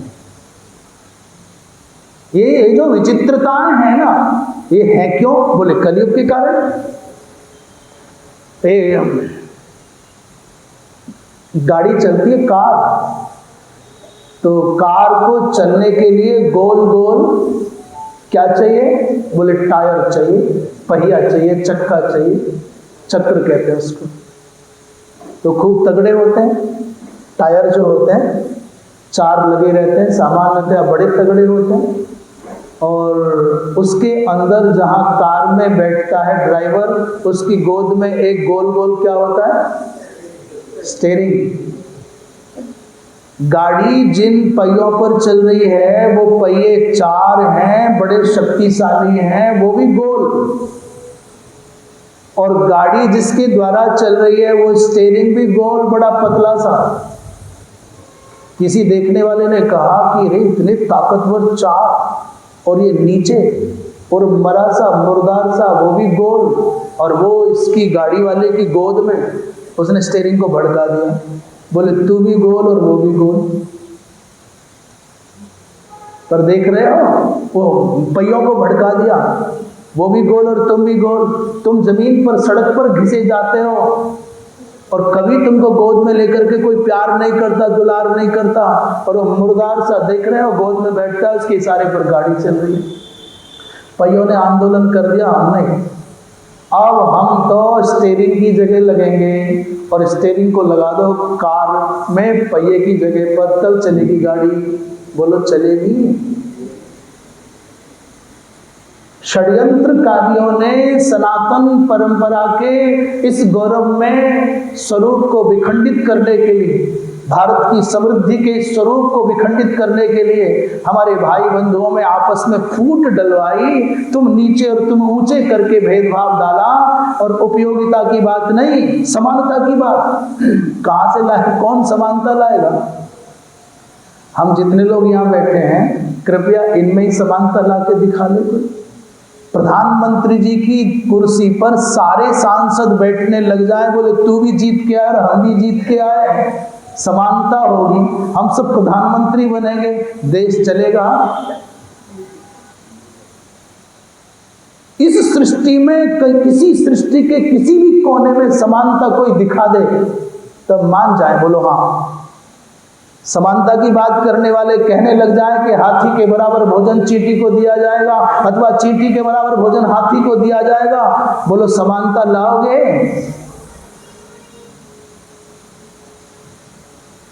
कहां समानता लाओगे?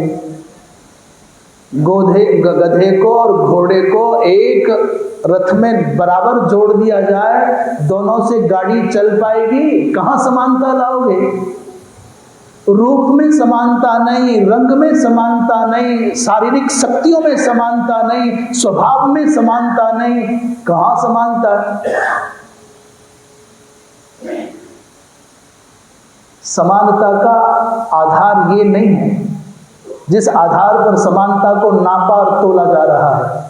समानता का आधार है जिसकी जैसी जैसी आवश्यकताएं हैं, चींटी के आहार के बराबर चींटी को मिल जाए और हाथी के आहार के बराबर हाथी को मिल जाए, दोनों की भूख निवृत्त हो जाए, इस विवेक को जो रखता है वो उनमें भगवत भाव की दृष्टि से समानता ला सकता है। संसार की दृष्टि से समानता ना कल थी और ना आज है, और जाओ ना आगे कभी हो। सबको बराबर पैसा दे दो।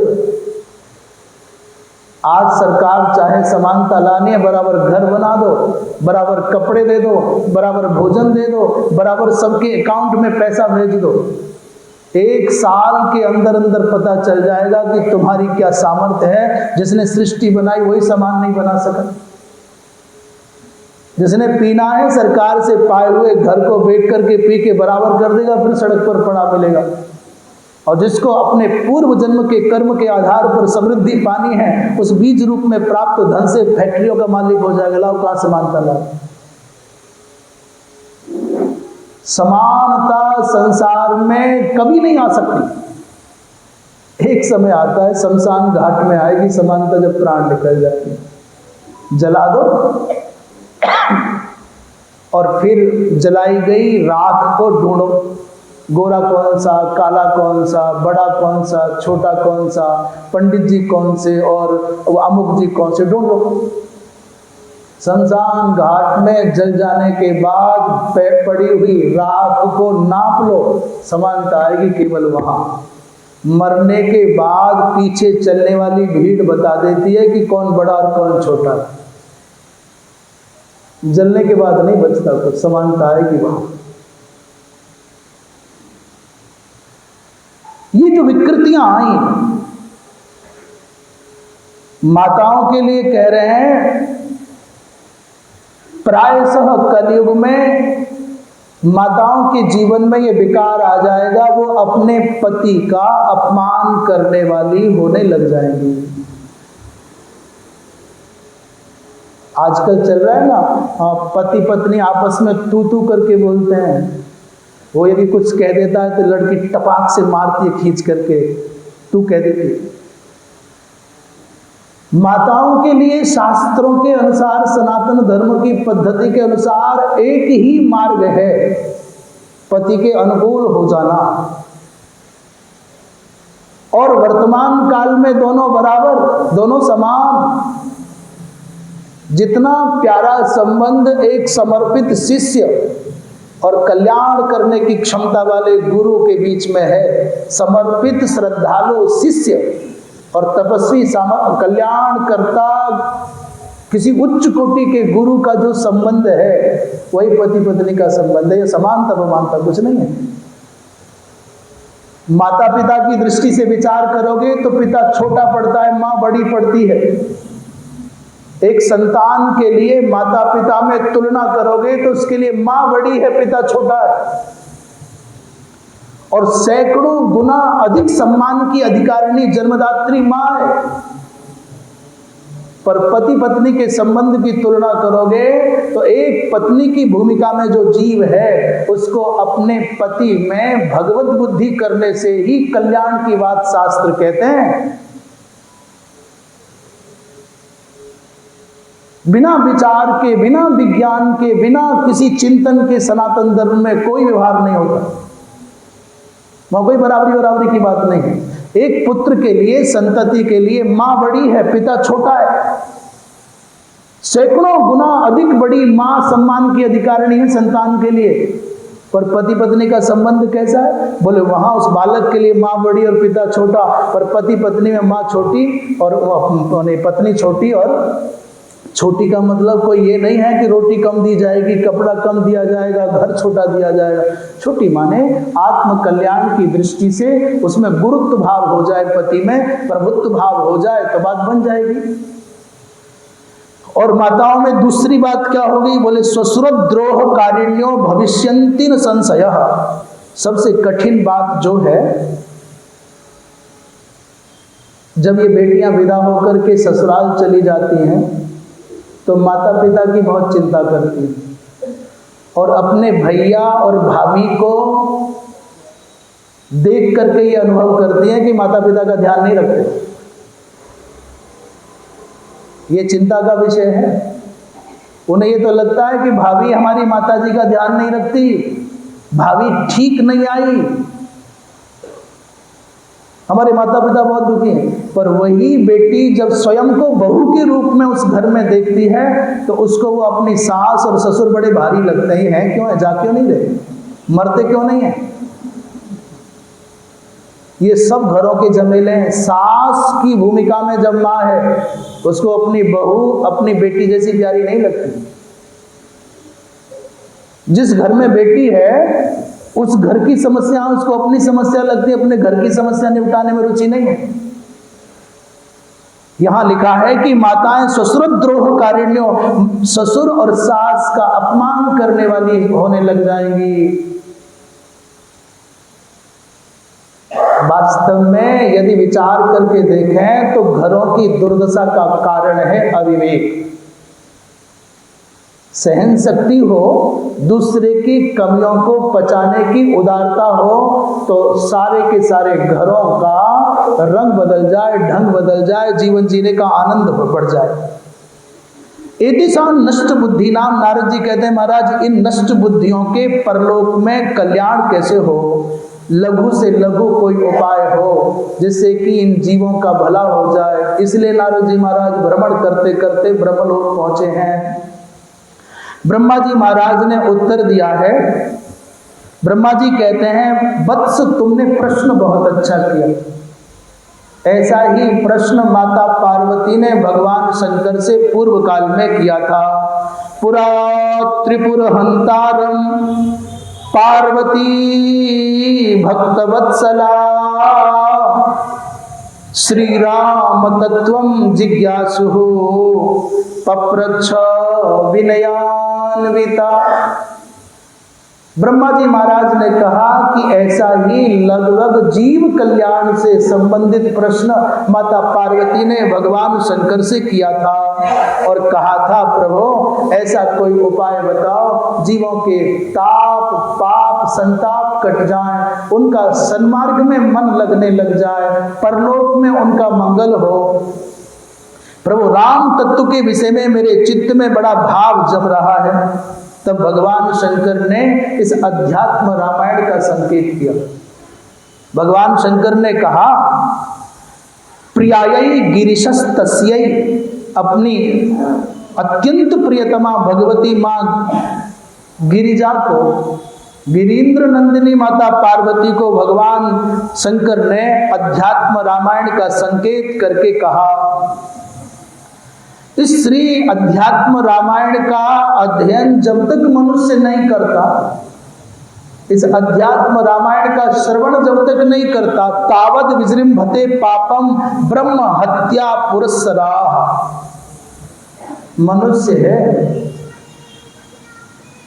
कभी ये पाप इससे हो भी जाता है और कभी पापियों का संग भी हो जाता है।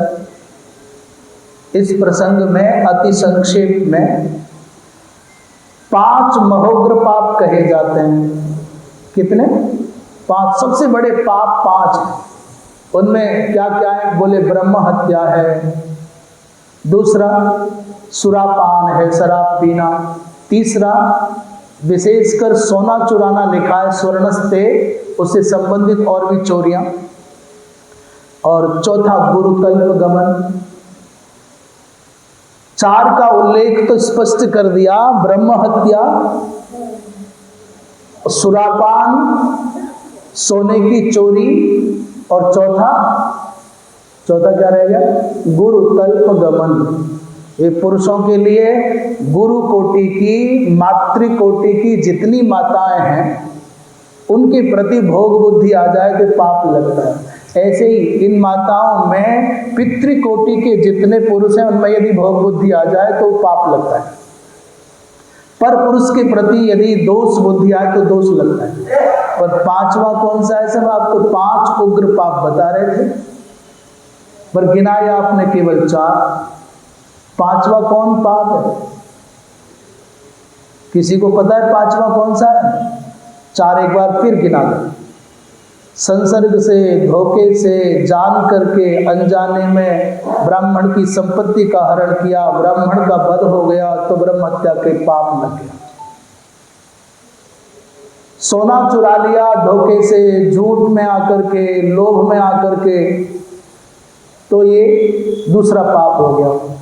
किसी ने औषधि के नाम पर, किसी ने अति जिद करके कोई शराब पिला दी तो तीसरा पाप हो गया, जाने और अनजाने दोनों। और चौथा कौन सा? गुरुकल्प गमन। पर 5वां? बोले 5वां नहीं है। फिर 5वां कौन पापी? बोले इन 4 प्रकार के लोगों के संग बैठ करके खावे, इनका साथ दे, इनकी हिम्मत बनावे और कि मैं हूं ना, चिंता मत करे। ये 5वां तो बिना मतलब के मारा जाता है। 4 पाप करने वालों के संग बैठक करे, उनको प्रश्रय दे, उनको परामर्श दे, उनको सहारा दे, ये 5वां महापाप है। इसलिए ये मत सोचना कि हमने सोना नहीं चुराया, हमने शराब नहीं पी, हमने ब्रह्म हत्या नहीं की। कोई दुनिया में सिद्ध करके दिखा दे मैंने चोरी नहीं की, मैंने गुरुकल्प गमन नहीं किया, पर चोर को शरण दोगे तो फिर तुम भी नरक के अधिकारी माने जाओगे। अच्छा, इसके दृष्टांत के लिए कहें, आपको याद है ना एक प्रज्ञा ठाकुर, साध्वी प्रज्ञा ठाकुर का प्रकरण याद है ना? वो मालेगांव में ब्लास्ट करने गई थी क्या? किस आधार पर उनको जेल हुई जानते हैं? उनके नाम पर कोई मोटरसाइकिल थी, वो मोटरसाइकिल उन्होंने बेच दी, उसका नाम परिवर्तन नहीं हुआ था, और मालेगांव के ब्लास्ट में कहते हैं वो मोटरसाइकिल पकड़ी गई। मात्र इस आधार पर एक भारत की बेटी कितने वर्षों तक जीवन और मृत्यु का झूला झूल रही थी।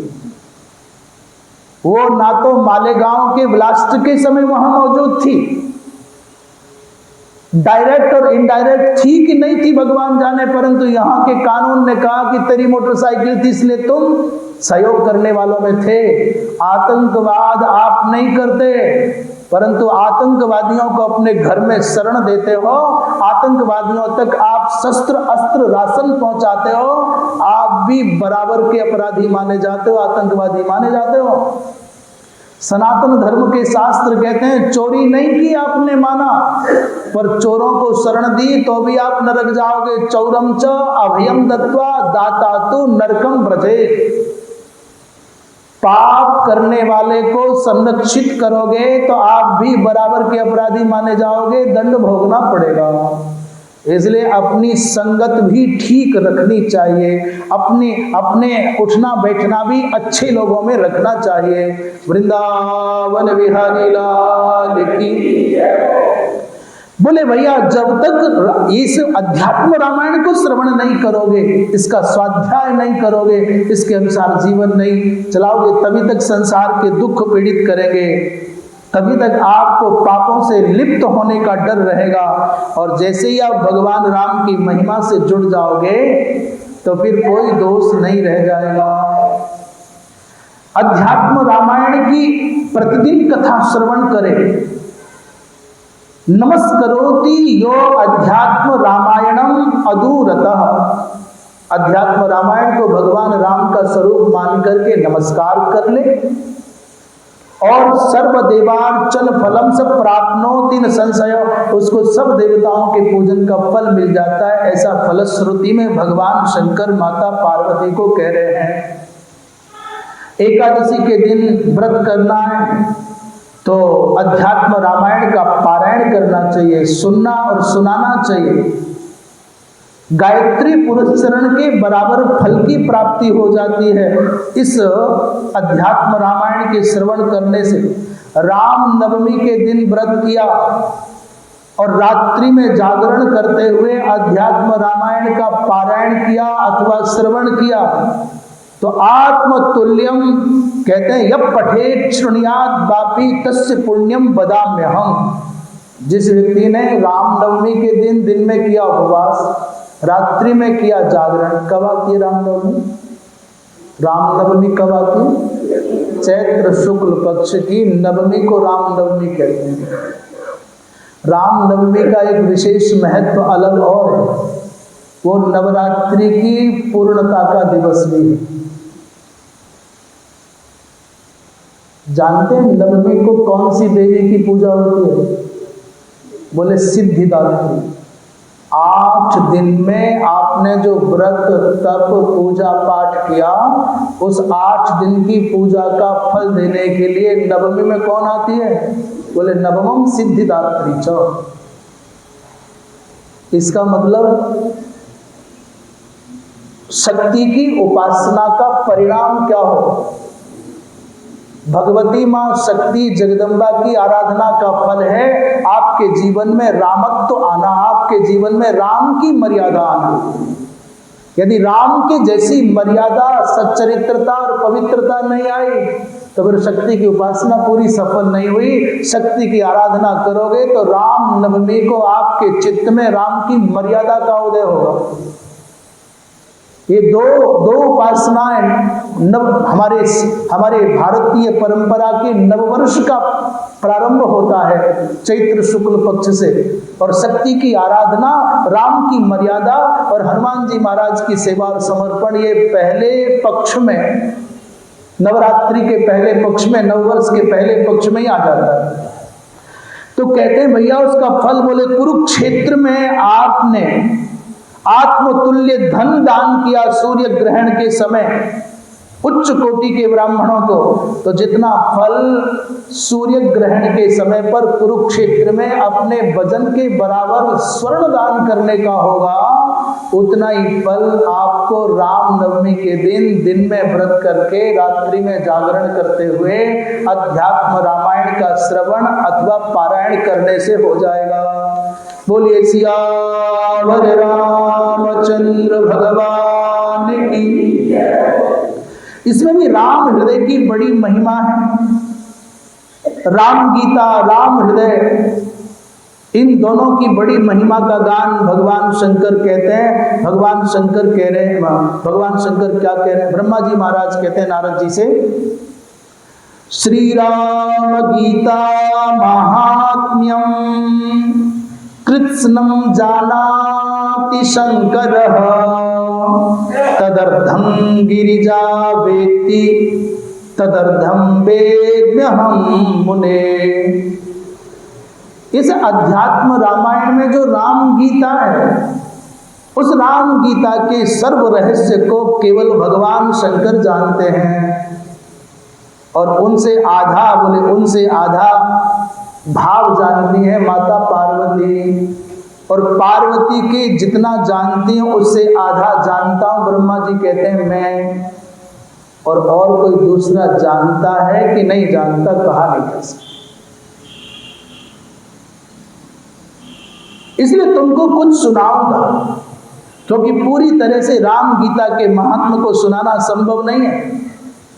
हे नारद, राम गीता का श्रवण करने से जैसे पाप नष्ट होते हैं, जैसे जीवन में कल्याण का मार्ग प्रशस्त होता है, वैसा आनंद मनुष्य को तीर्थों में स्नान करने से भी नहीं हो सकता। भगवान राम ने समग्र उपनिषद साहित्य को, उपनिषद समुद्र को मंथन करके इस राम गीता को प्रकट किया, लक्ष्मण को सुनाया, और उसी को जमदग्नि सुत पूर्वम कार्तवीर्य वधेच्छया, उसी राम गीता को परशुराम जी महाराज ने श्रवण किया। उसी राम गीता को पार्वती माता को सुना रहे थे भगवान शंकर, उसी समय परशुराम जी महाराज ने सुना था। चाहे कितना भी भारी से भारी दोष लग गया हो, पाप लग गया हो, मनुष्य समर्पित भाव से यदि इस अध्यात्म रामायणोक्त राम गीता का आश्रय लेता है, उसके समग्र पाप ताप जल करके भस्म हो जाते हैं। राम गीता पठन भक्त्या, श्राद्ध के दिन यदि कोई ब्राह्मणों को भोजन कराते समय राम गीता का पारायण कर लेता है, तो सब पितर उसके तृप्त होकर के महाराज विष्णु लोक को प्राप्त कर लेते हैं। यान्ति विष्णु हो परम पदम, बिना दान, बिना ध्यान, बिना तीर्थों के अवगाहन किए भी कोई राम गीता का यदि आश्रय ले लेता है तो तद अनंत फलम लभे। इसका तात्पर्य दान, ध्यान और तीर्थावगाहन का कोई खंडन करना नहीं है। इसका कोई अर्थ ये ना लगाए कि दान की आवश्यकता नहीं, ध्यान की आवश्यकता नहीं, तीर्थ यात्रा की आवश्यकता नहीं। अभी तो उद्देश्य है राम गीता की महिमा को विशेषतया स्थापित करना।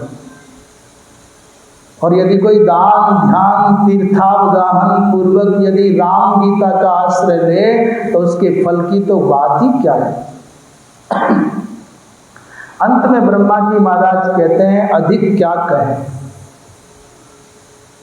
अरहंति नाल्प मध्यात्म रामायण कला मपि, श्रुति स्मृति पुराण इतिहास आगम, ये सब मिलाकर के भी यदि अध्यात्म रामायण के सामने खड़े कर दिए जाएं तो जितनी महिमा अध्यात्म रामायण की है उसकी 16वीं कला के बराबर भी कोई और नहीं हो सकता। इसका भी उद्देश्य समझना चाहिए। वेदों की महिमा नहीं घटा रहे हैं, स्मृतियों का, पुराणों का, इतिहासों का कोई यहाँ पर अवमूल्यन नहीं है।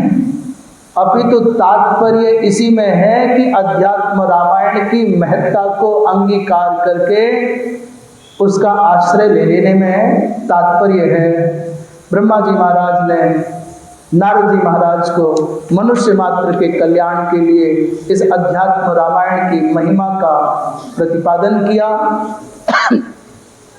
और यहाँ से आरंभ होता है प्रथम सर्ग।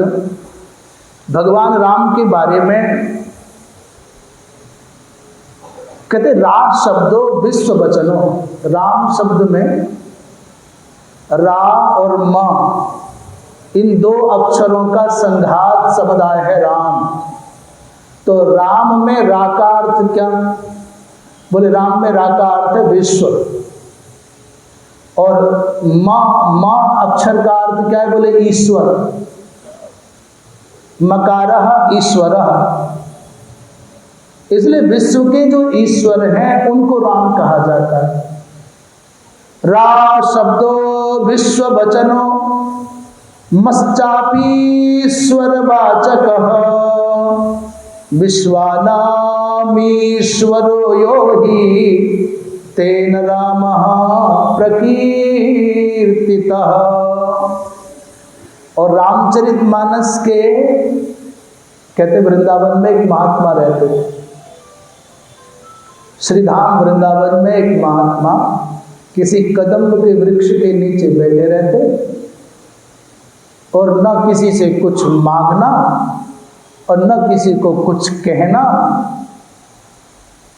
बिना कुछ किए उनके जीवन का निर्वाह हो जाता और सारे दिन बैठे बैठे राम राम राम राम राम करते। महात्मा त्यागी हैं, महात्मा विरक्त हैं, महात्मा कछु मांगे ना है और बड़े आनंद में रहे। तो ब्रजवासियों में धीरे धीरे ये चर्चा का विषय बन गया, भाई राम राम करे, वृंदावन में रहे। तो एक आध किसी चपल व्यक्ति ने आके कहा, रे बाबा कहा करे तू राम राम, जहां वृंदावन में रहना है ना तो राधा राधा कहना पड़ेगा। वृंदावन में रह रहे हो तो राधा राधा कहो, राधा कृष्ण कहो, हरे राम ऐसे कुछ बोलो, ठीक है राम राम करते हो। राधा कृष्ण के नाम के आश्रय के बिना बाबा वृंदावन में ना रह सके। तो महात्मा ने अनसुनी कर दी। 10-5 लोग इकट्ठे होकर के आए, उन्होंने कहा रे क्या राम राम करता है, राधा कृष्ण कर, राधा माधव बोल। पर फिर भी महात्मा जी ने अनसुनी कर दी। बड़े बड़े विद्वानों का एक समूह इकट्ठा हुआ, गोष्ठी हुई, बोले निर्णय करना पड़ेगा, ले हमारे ब्रजमंडल में रह के राम राम करेगो, कृष्ण को नाम नहीं लेवे। ऐसो नास्तिक लाला को विरोधी। उन विद्वानों ने इकट्ठा होकर के कहा, बाबा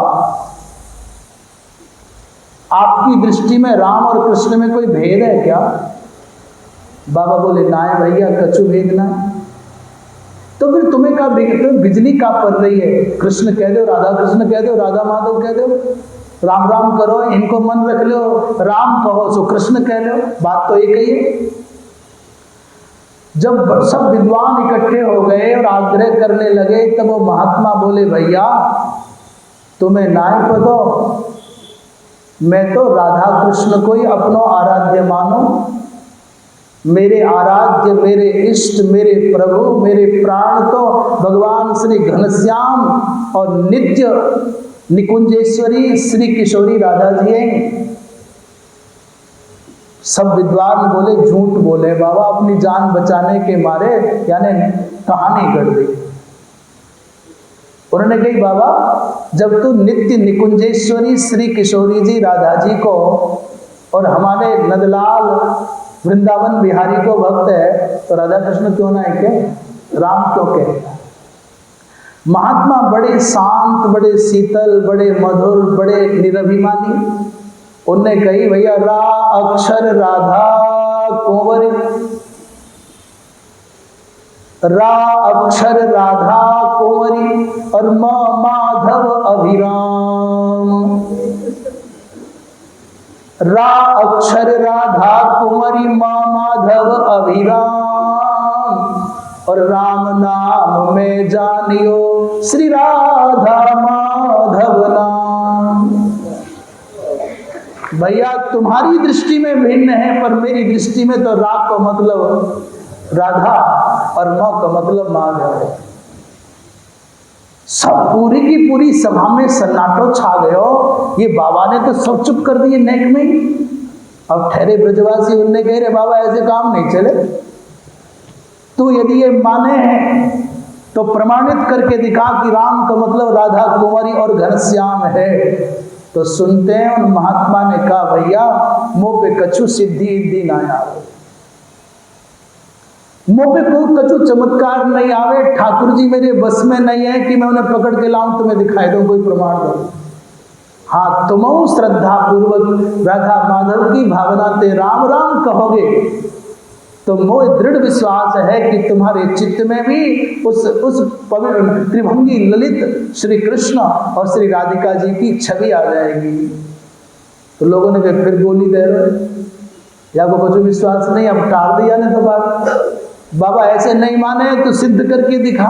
भैया हमें कछु नहीं आ, हमें कोई चमत्कार नहीं आ रहा, हम तो केवल राम राम करना जाने। बोले या राम राम करके ही कर दे। तो उन्होंने कही, चलो आंख बंद करो सब, और बड़े श्रद्धा के भाव से भर करके हृदय के सिंहासन पर कल्पना करो कि ठाकुर विराजे हैं। महाराज राम राम करना प्रारंभ किया तो अधिकांश वहां उपस्थित सज्जनों के हृदय में राम शब्द का उच्चारण करते ही राधा राधा का दर्शन हो गया। रामचरितमानसकार ने राम शब्द का अर्थ करते हुए जानते क्या कहा? बोले राम शब्द में 3 वर्ण बताए, र, आ और म 3 है। हेतु कृशानु भानु हिम कर को। रामचरितमानसकार ने कहा कि जो राम है ये कोई सामान्य नहीं है। राम अक्षर में राम माने ये हेतु किनका है? बोले भानु का। हेतु कृषाणु, कृषाणु माने अग्नि का, और भानु माने सूर्य का, और हिमकर माने चंद्रमा का। ये उत्पादक है, हेतु है राम। लोगों ने कहा कैसे? बोले रकार बन्नी बीज है और इस राम के रा से अग्नि उत्पन्न हुआ, और आ राम के आ से आदित्य सूर्य उत्पन्न हुआ, और मां माने चंद्रमा। राम इतना विलक्षण है। बोले अग्नि में ये सामर्थ्य नहीं। अग्नि चाहे तो तीनों लोगों को जला के भस्म कर सकती है, गीली हो, सूखी हो, चंदन की हो, बबूल की हो, छोटी हो, बड़ी हो, ये विचार नहीं करती आग। सबको जला के भस्म करती है, लकड़ियों को, पेड़ों को। पर उस आग से कहो कि तुम शरीर को जला देती हो, इसके रक्त को, रस को, मज्जा को, अस्थि को, त्वचा को जला देती हो, क्या तुम मनुष्य के द्वारा किए गए पापों को जला सकती हो? ये आग मनुष्य को जलाती, पर क्या मनुष्य के पापों को जला सकती है? बोलो जला सकती है क्या? नहीं, ये तो संग जाते हैं जलने के बाद भी। पर भगवान राम के नाम की महिमा, भगवान राम के नाम की महिमा ऐसी विलक्षण, नाम लेत भव सिंधु सुखाई।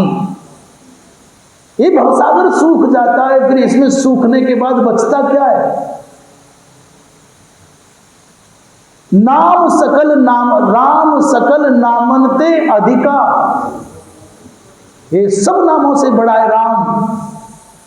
बोले अग गण बधिका। अगगण बधिका माने अग रूपी समूह का, अगगणों का बधिक है, माने नष्ट कर देता पापों को। ऐसे ही आ माने आदित्य, बोले सूर्य सारी धरती का अंधेरा मिटा देंगे। सूरज उदित होते हैं तो अंधेरा मिट जाता है, पर क्या किसी मनुष्य के अज्ञान रूपी अंधेरे को, मन के अंधेरे को सूरज मिटा पाते हैं? पर भगवान राम के नाम की महिमा है, सबकर परम प्रकाशक जोई। राम कहोगे तो मन का अंधेरा मिटेगा और चित्त में आनंद का, उल्लास का, ज्ञान का प्रकाश उदित हो जाएगा। ऐसे ही चंद्रमा जब उदित होते हैं तो दिन का ताप मिट जाता है, शीतलता छा जाती है। पर क्या किसी व्यसनी वासना में डूबे हुए, झुलसते हुए मन को चंद्रमा शीतल कर सकता है? बोले नहीं कर सकता। पर भगवान राम के इस नाम का आलंबन लो तो बड़े बड़े क्रोधियों का क्रोध शांत हो जाए, बड़े बड़े कामियों का काम शांत हो जाए, बड़े बड़े लोभियों का लोभाग्नि शांत हो जाए।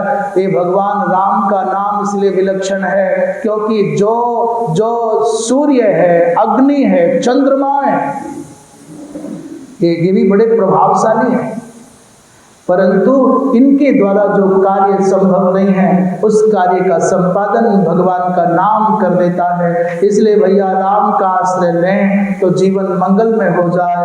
वृंदावन बिहारी लाल की। बाल कांड का मंगलाचरण करके आज विराम करते हैं।